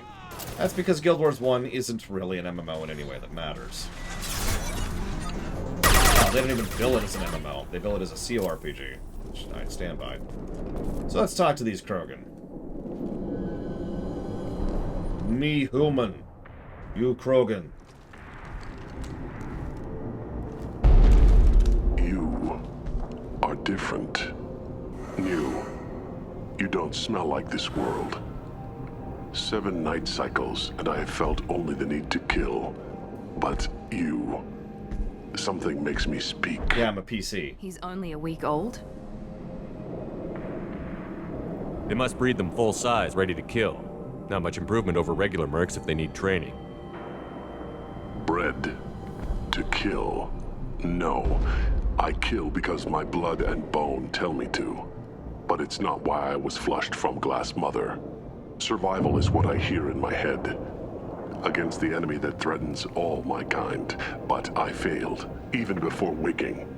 That is what the voice in the water said. That is why I wait here. You're supposed to be part of a mercenary army. Do you remember Jador? I know that name. It causes anger, but also laughter. It is not a name that will be sung when we march. I don't know what that means, but I have heard it many times. How can you speak if you're only a week old? There was a scratching sound in my head, and it became the voice. It taught things I would need. Walking, talking, hitting, shooting. Then the voice said I was not perfect, and the teaching stopped. And now I am here. It was taught enough to be tested, but for what? I don't know, but I am not perfect. Okir's voice? Did he speak to you while you were in your tank?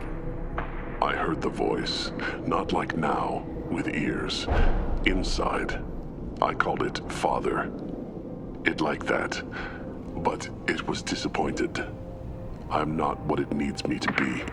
A lab with Krogan. Must be an attempt to cure the genophage. Cure? Cure was never whispered. Survive, resist, ignore. How did you disappoint the voice? I don't know. It was decided before I left Tank Mother. I was not perfect.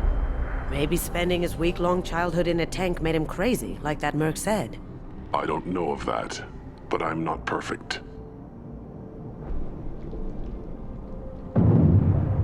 Can you show me the laboratory? I need to speak with Okir. The Glass Mother. She is up, past the broken parts, behind many of you fleshy things. I will show you.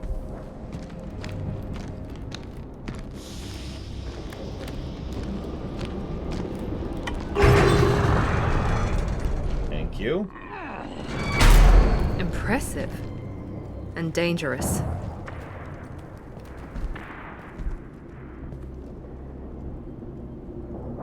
You fleshy things are slow when big things are in your way. You could have run, or tried to fight your way back to the labs. Why stay here? I am waiting. The voice told me, if they come, I fight. But I will not run, and I will not follow. I am not perfect, but I have purpose. I must wait until called, released. And he never will be. So think about that as much as you'd like to. Stay alert.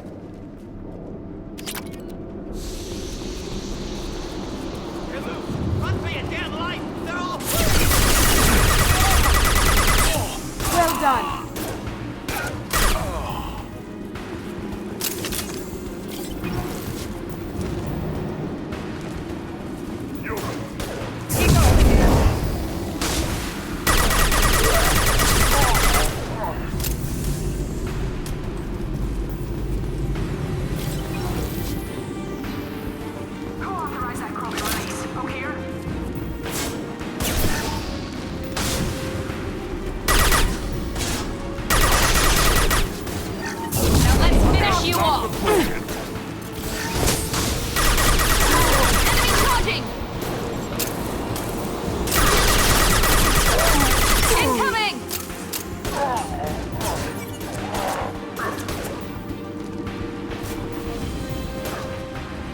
mean, it feels like self-explanatory. Once you have the Krogan army, you just do whatever you want to.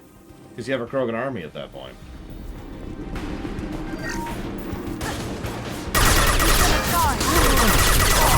It's like the end of Saints Row 2. What are we gonna do? Whatever we want to. Heads up!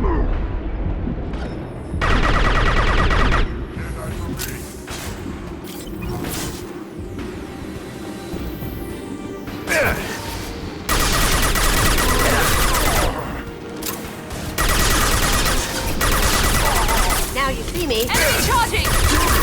Can't do that right now. We took down the grid. We're blind and getting hit on all sides. Where are the heavies?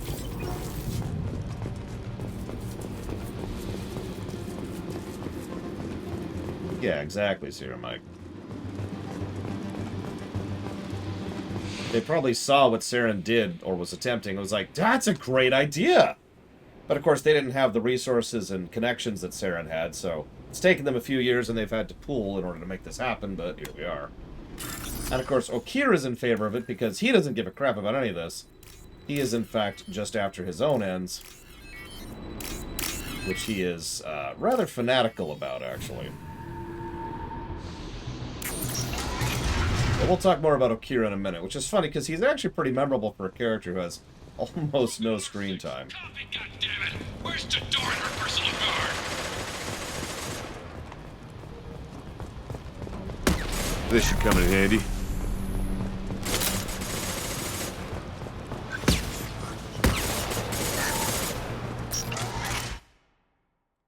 We've been spotted.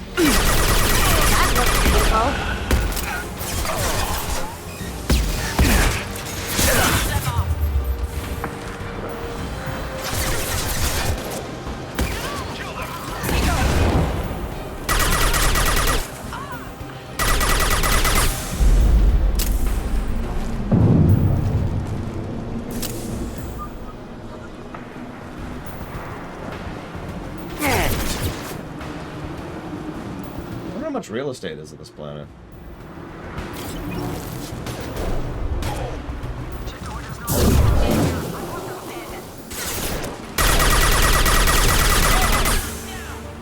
It reminds me of something that Durga the Hutt did over in the EU.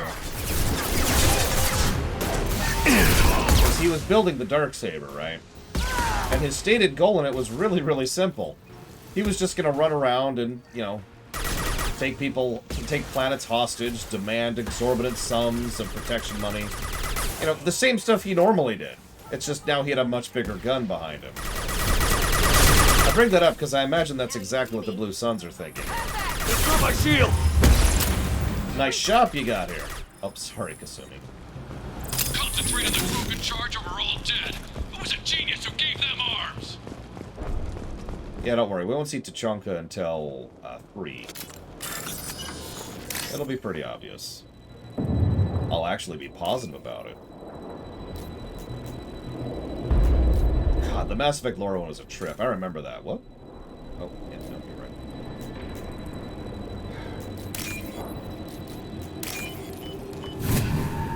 What's funny is I heard someone whine, whinge if you prefer, about how unfair I was being during the Mass Effect lore run about Mass Effect 3. Oh yeah, we do see Tachanka in 2, my bad. Anyways, ignore all that, doesn't matter.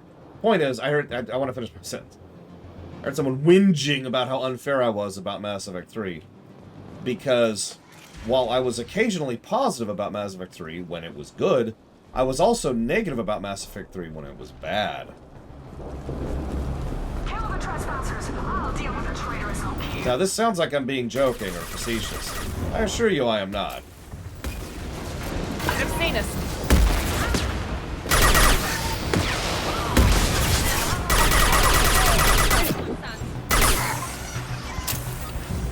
Going dark. Honestly, and I think I talked about this, I didn't realize how much I didn't like Mass Effect 3 until the lore run. One of the earliest things I said in a video that I no longer agree with was that Mass Effect 3 was a 10 out of 10 game until the ending. That's the exact quote. And that quote is a goddamn lie. Or, more accurately, it was simply wrong. Mass Effect 3 is an extraordinarily flawed game. Good God. Stupid Mars mission. It's everything to do with the Solarians. Just, oh my God. Don't mistake me, it does have some highs. Like, there are some really awesome things in Mass Effect 3. Just, oof. We're compromised. Hell, I'm even going to give a positive for something we will not be showing off on camera in Mass Effect 3. Because I can never do that to Mordin. What amuses me about this is that's actually a Quarian ship.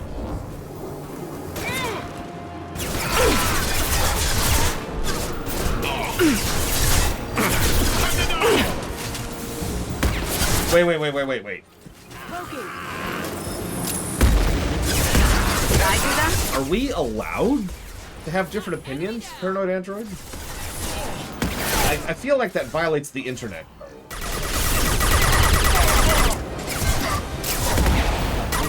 Really like rocket launchers, don't they? Nice shot.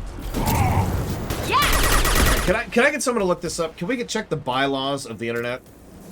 Is it allowed to have differing opinions?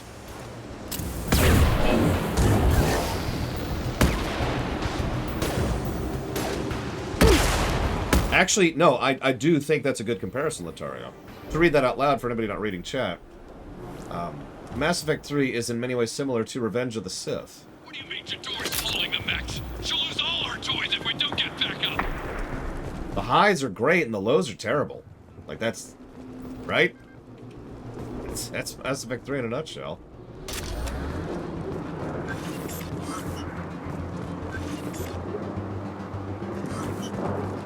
Well, if you violate the don't be a dick rule, then that's an instant ban.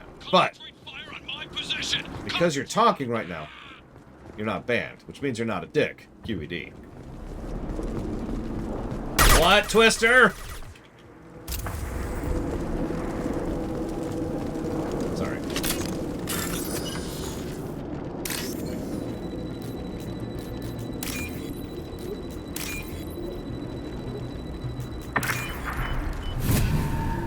Sorry, I'll try not to talk during firefights. It's one of the only times, ironically, where I can just chat. Because there's nothing talking over me except for the gunfire.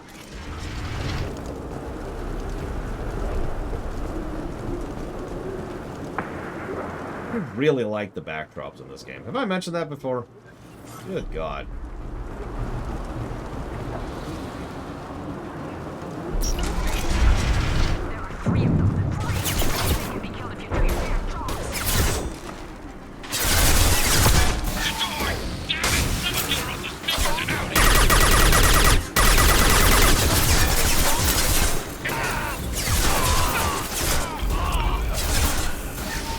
Firing now.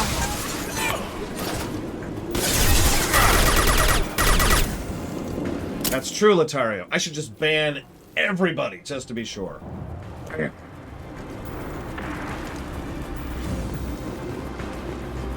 Listen, you don't want to know what kind of rules Brigwin and I get up to in private, I'm just saying.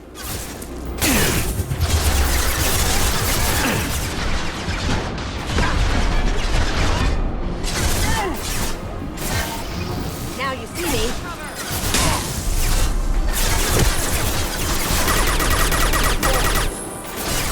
Now, for only $20 a month on my OnlyFans channel, you can know exactly what Brigwin and I get up to every month. Going dark. There we go. Now, what would be really funny is if Brigwin and I started an OnlyFans channel, and we're literally just sitting there, like, playing board games, you know? Like, absolutely nothing explicit. Just... this here. They just, yeah.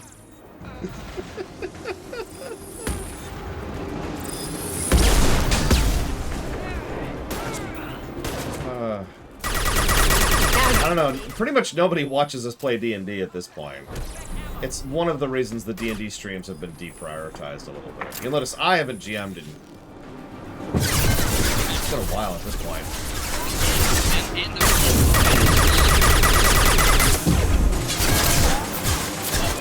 yeah, look at this hot action. There's actually a board game where there's like a tower that's burning, and you have so many rounds before the whole tower burns down, and you have to complete objectives before it does. Do you remember what that one's called? I can't remember what it's called, but we've played it before.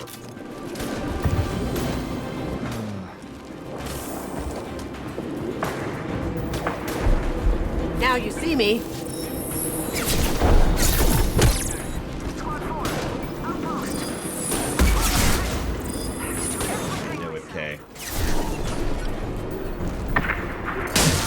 You just don't respect Higade's legacy.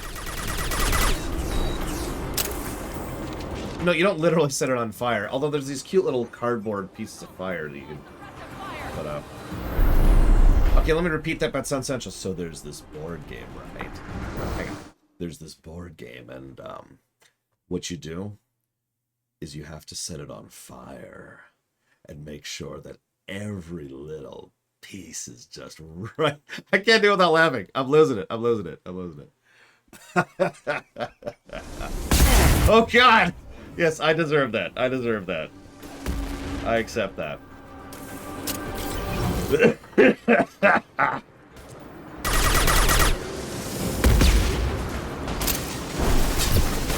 Ah.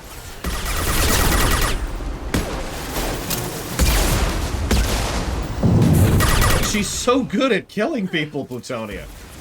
Which is funny, because her whole shtick is she's supposed to be the thief who's never caught. But in gameplay, she's really good at killing.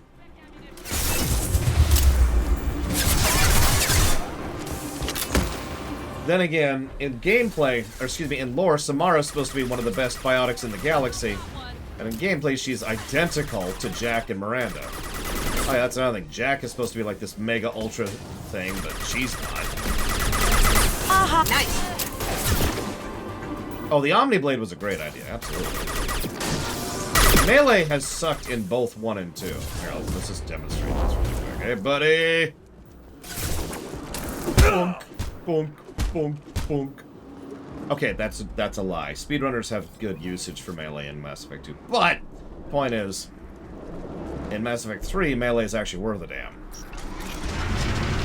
Shepard, don't shoot. You know me. It's you! Alright. So we can spare her this time. Again. This is the lady who was at the Krogan facility, Saren's facility back in Vermeer. I shut down the security cams as soon as I saw it was you. Never thought I'd say it, but I'm glad it's you shooting up the place. Sorry, ran a Thanoptis. You let me go when you destroyed Saren's lab on Vermeer.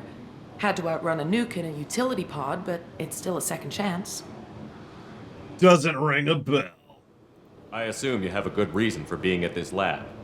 Don't worry, I'm not wasting the chance you gave me. My work here, strictly beneficial.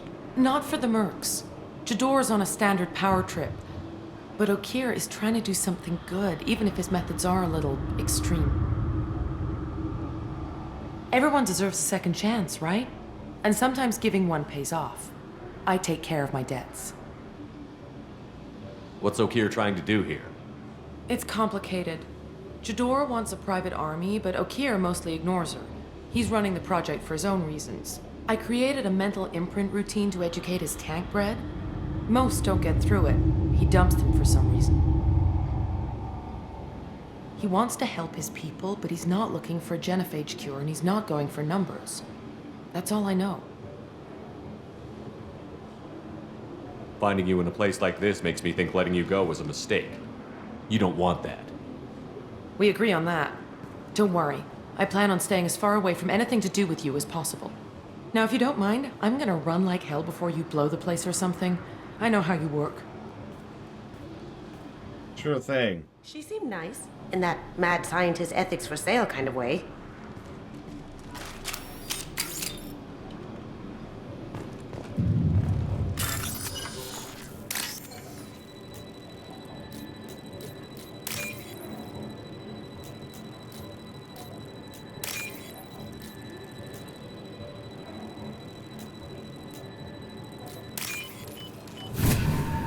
We can't hire her because she needs to show up in the third game, obviously.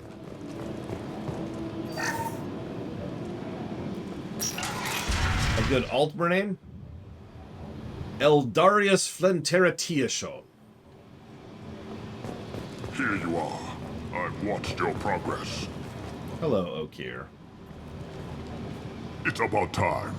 The batteries on these tanks will not wait while you play with these idiotic mercs. I take it you're Okir? You don't seem particularly caged, or grateful that I'm here.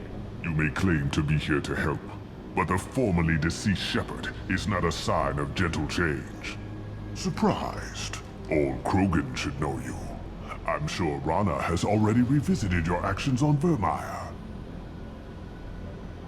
I make no apologies. It was the most efficient solution. But I approve. Saren's pale horde were not true Krogan. Numbers alone are nothing. The mistake of an outsider, one that these mercenaries have also made. I gave their leader my rejects for her army, but she grows impatient. It's time for you to take me out of here. We're here about the collectors. We couldn't care less about your problems. I see. Yes, collector attacks have increased. A human concern. My requests were focused elsewhere. I acquired the knowledge to create one pure soldier. With that, I will inflict upon the genophage the greatest insult an enemy can suffer. To be ignored. That's the whole point, yes, Lothario. Although you saw the earlier thing, I reserve the right to not answer anything. Your search for the perfect soldier created a lot of failures. You don't care about them? I failed no one. My rejects are exactly what Jador asked for. She simply lacks the ability to command. They are strong, healthy, and useless to me. I need perfection. If a few thousand are rejected, so be it. My work will purify the Krogan. We will not be restored. We will be renewed.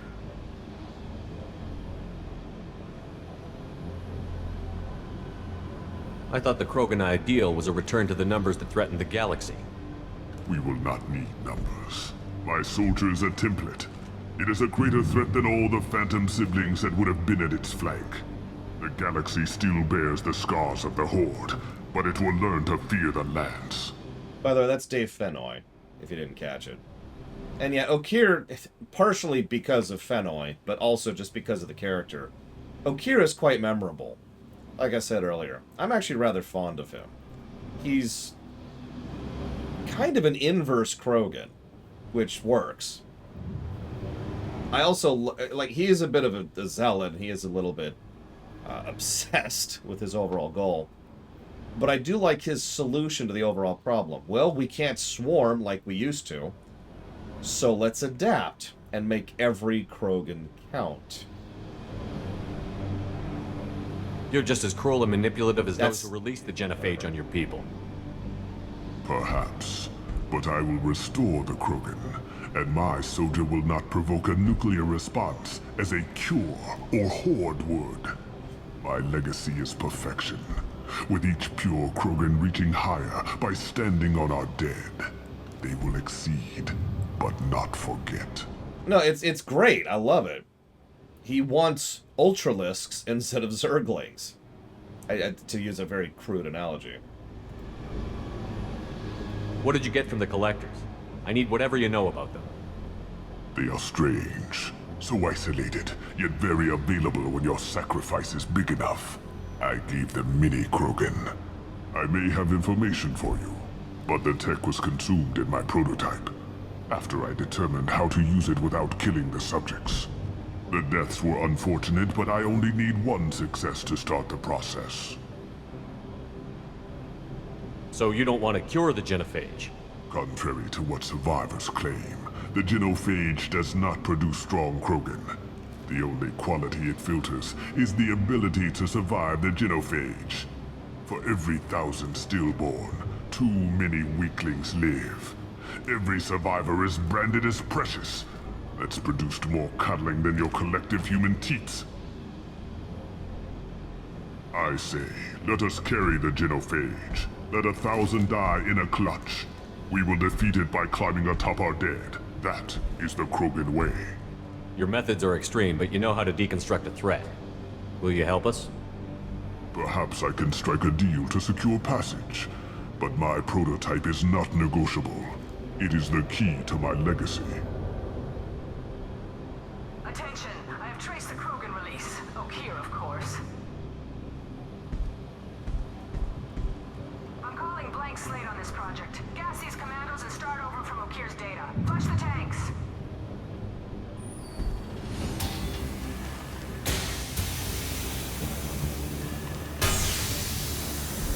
She's that weak-willed. She'll kill my legacy with a damn valve. Shepard, you want information on the collectors? Stop her. She'll try to access contaminants in the storage bay. You could just start over, like she plans to. What's the big deal? This tank is pure. It involved as much trial as data. Starting over will not duplicate it. It must survive. Jador will be with the rejected tanks. Kill her. I will stay and do what must be done. The thing that kind of strikes me about this, not that this is a typical example of this, in history there's a lot of circumstances where the pathetic and the terrible, who currently have a modicum of power, have a tremendous amount of influence on large-scale projects in history. To wit, imagine, spoilers, if Okir lived through this. I'll poison them all! I think she's talked enough. Really imagine for a moment what could have happened if Okir survived all these events and went on to, perfect his methods.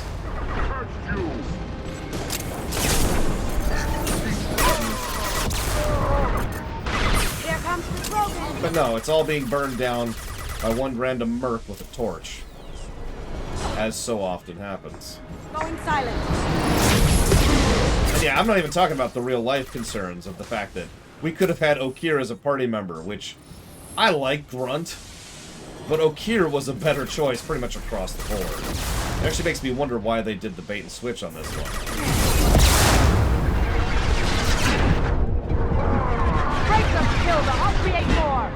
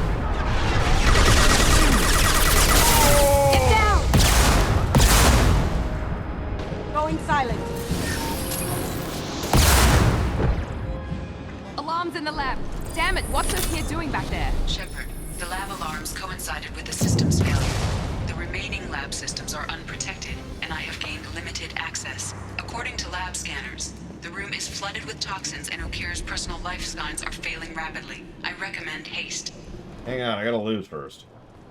Actually, I'm gonna do that.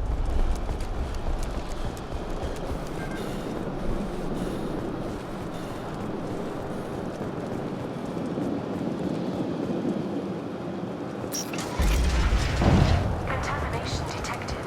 Emergency vent in progress. Contamination detected. Emergency vent in progress. If I knew why the collectors wanted humans, I would tell you. But everything is in my prototype. My legacy is pure. This one soldier. This grunt. Perfect.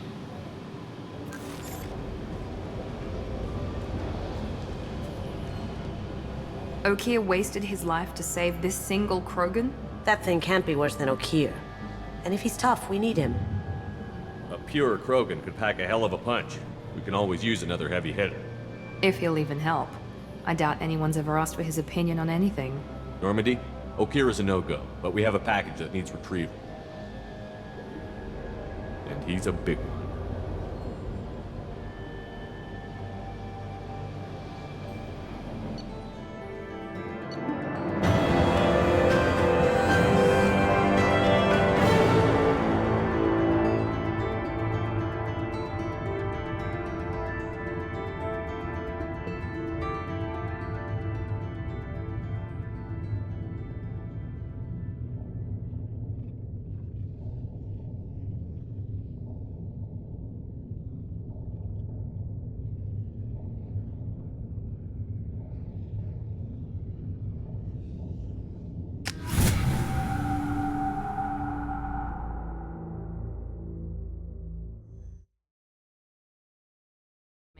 but I have concerns about waking it.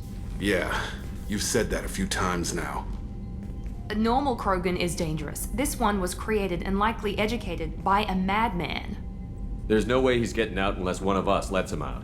Or unless Okir installed some sort of failsafe. Or a malfunction causes the tank to shut down.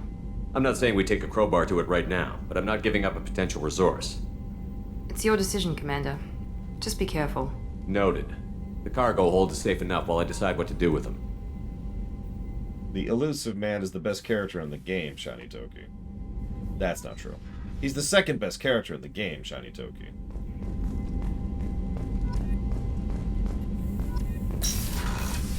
Yeah, I was gonna say, we're literally gonna immediately go open it, so. Right after we do one other thing here really quick.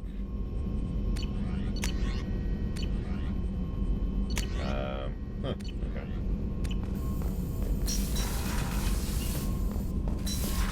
Well, I was just 5 feet from him, Kay.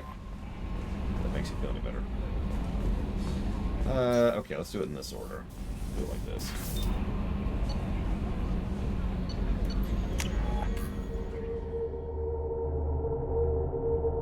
I'm being quite serious. The elusive man is awesome.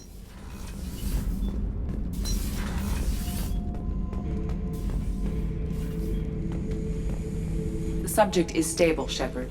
Integration with onboard systems was seamless. Who's Kelly, Paranoid Android? Can he see anything in there? Does he know where he is? Unlikely. Current neural patterns indicate minimal cognition. Barring ship-wide power loss, the nutrients in the tank could sustain him for over a year. Any idea how dangerous this guy is? He is a Krogan, Shepard. If you were asking whether he is actively hostile, I don't have the necessary data to answer. Okir's technology could impart data, not methods of thinking. The subject may know of his views, but would not necessarily share them. What can you tell me about this guy? Anything unusual? The subject is an exceptional example of the Krogan species, with fully formed primary, secondary, and tertiary organs where applicable.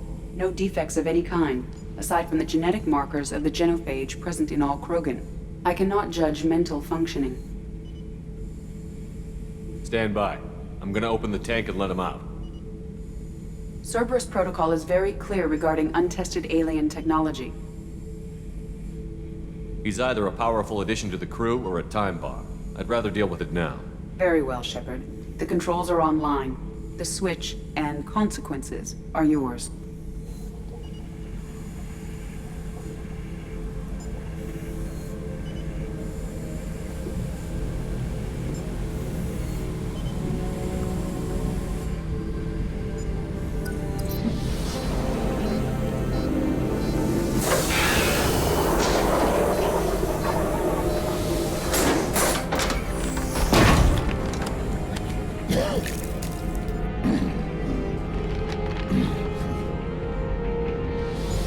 Camera angles to make him look bigger than he is.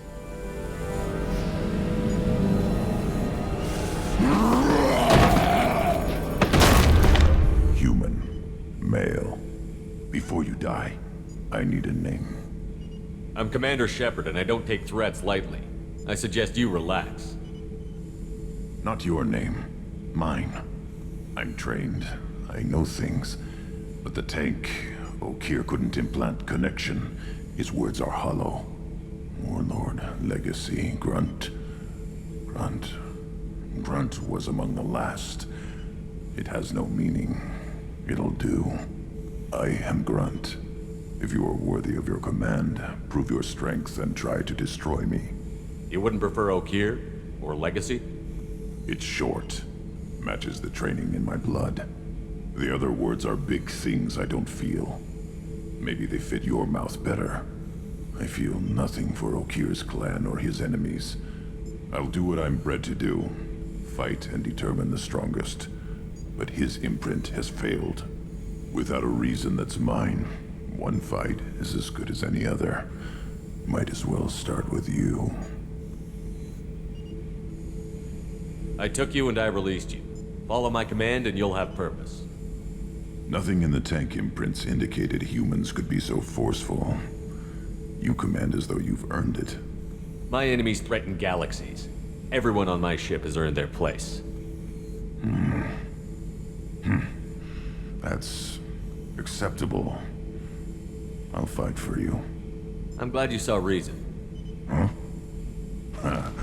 Offer one hand, but arm the other. Wise shepherd. If I find a clan, if I find what I want, I will be honored to eventually pit them against you. I like Grunt in general, but I like that scene in particular. I'm glad you saw a recent camera shot. And the best part is Grunt just finds it amusing. Like, he's just like, yep.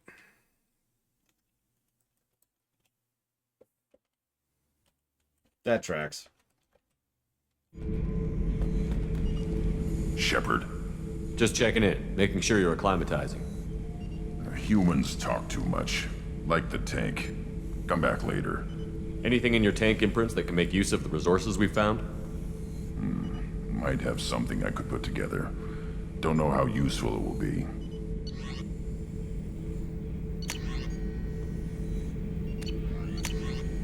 I don't even remember what he offers. Something. Broken shotgun, maybe? I don't know. So I should keep this crap around? Don't let it pile up. I live down here. That's all for now. Shepherd. Rex. Grunt. Sorry, Grunt. I still think Okir would have been a better party member. And by the way, as you can see, he's not actually all that big. He is bigger than Okir, which is funny. He's got a semi-unique model for a Krogan.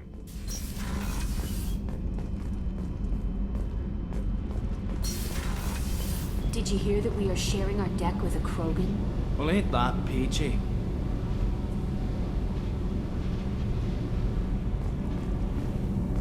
We'll have to find out later, J. Palmer, because Grunt's going to be talking to Rex later. So we'll have a direct comparison. No, John. Back for more? Doesn't matter who you are. You got a gun in your face, chances are good you'll do what the other man says. Only two types don't buckle at that point. Trained killers and psychopaths. A lot of people can't tell the difference. I was shadowing this rookie on an infiltration run to an Eclipse base on Tatus. Good kid, but he had no business handling a rifle. In the shuttle on the way down, he puked in his helmet. We hit some turbulence, and with all the crap sloshing around, he thought he'd been shot in the head. Went back to the Alliance. Here he's a governor now. I should let you go. Talk more later, Shepard.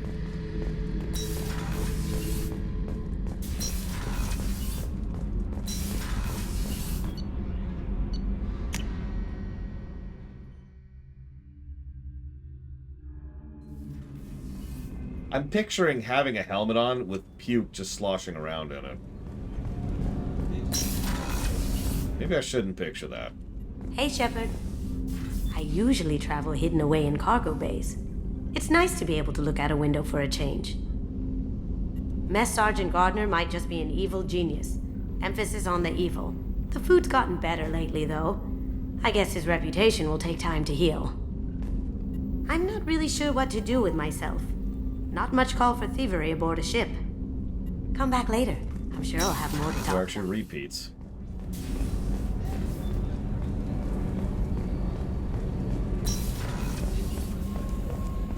The commander has put together an impressive team. I've never worked with so many aliens before. They're a small army. We might just pull this mission off.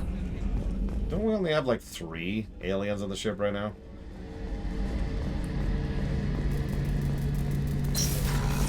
Speaking of which... Shepard, need me for something? Have you got a minute? Can it wait for a bit? I'm in the middle of some calibration. Talk to you later. I think he's waiting for Act 2 at this point. Because we only have 1 mission left before we hit Act 2 automated, so... As in, we're forced into Act 2. Commander, what can I do for Speaking you? of which... You have a minute, Miranda? There's a lot to do, Shepard. Yeah, she is also waiting Of course, for Act 2. Commander. I kind of figured.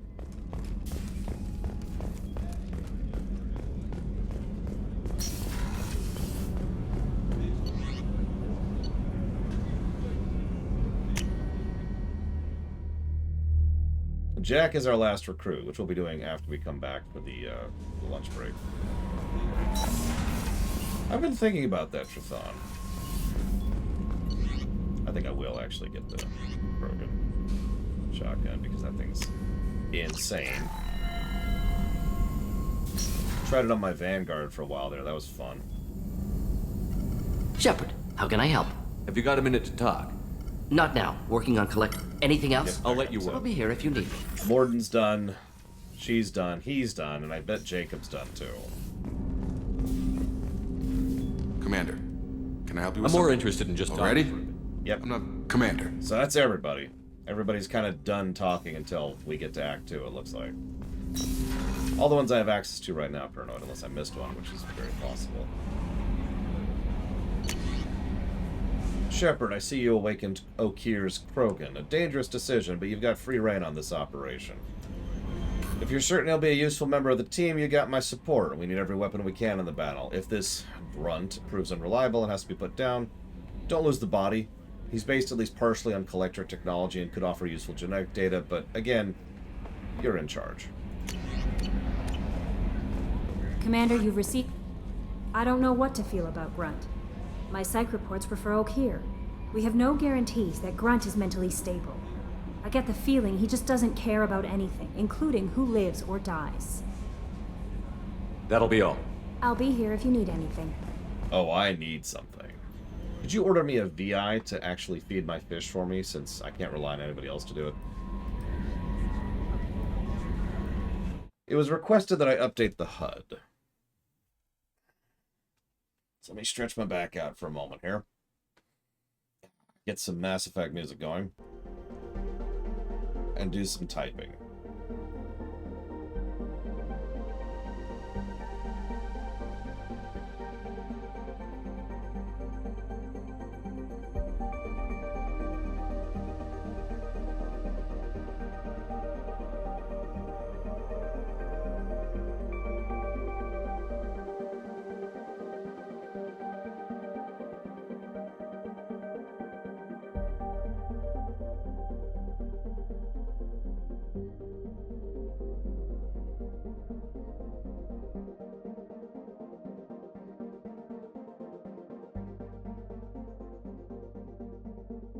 Oh, there's gonna be a few, Sean.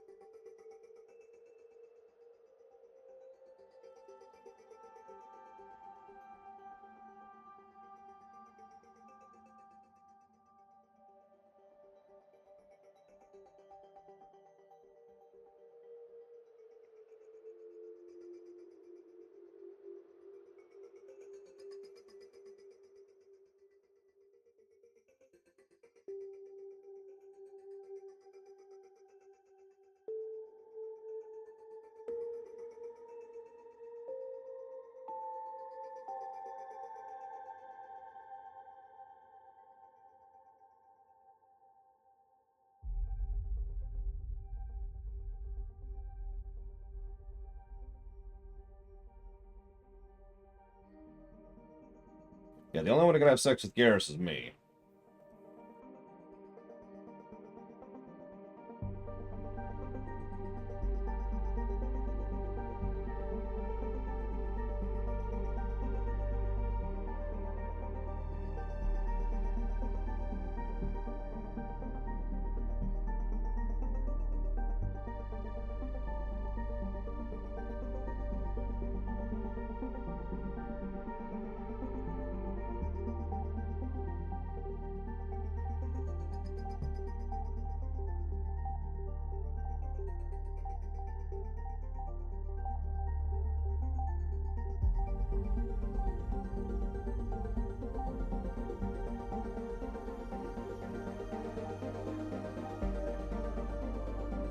Yeah, it's just weird. That's my little sister and my brother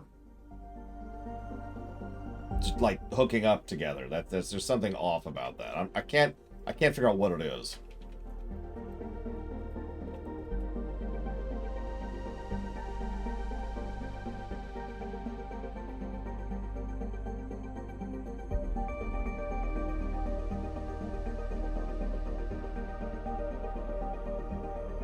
See you around, Loke.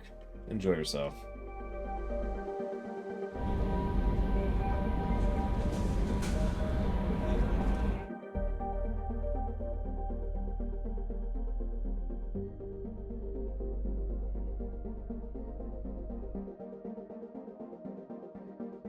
It would, Mike Tomano, but I won't do that to you. I will do this, though.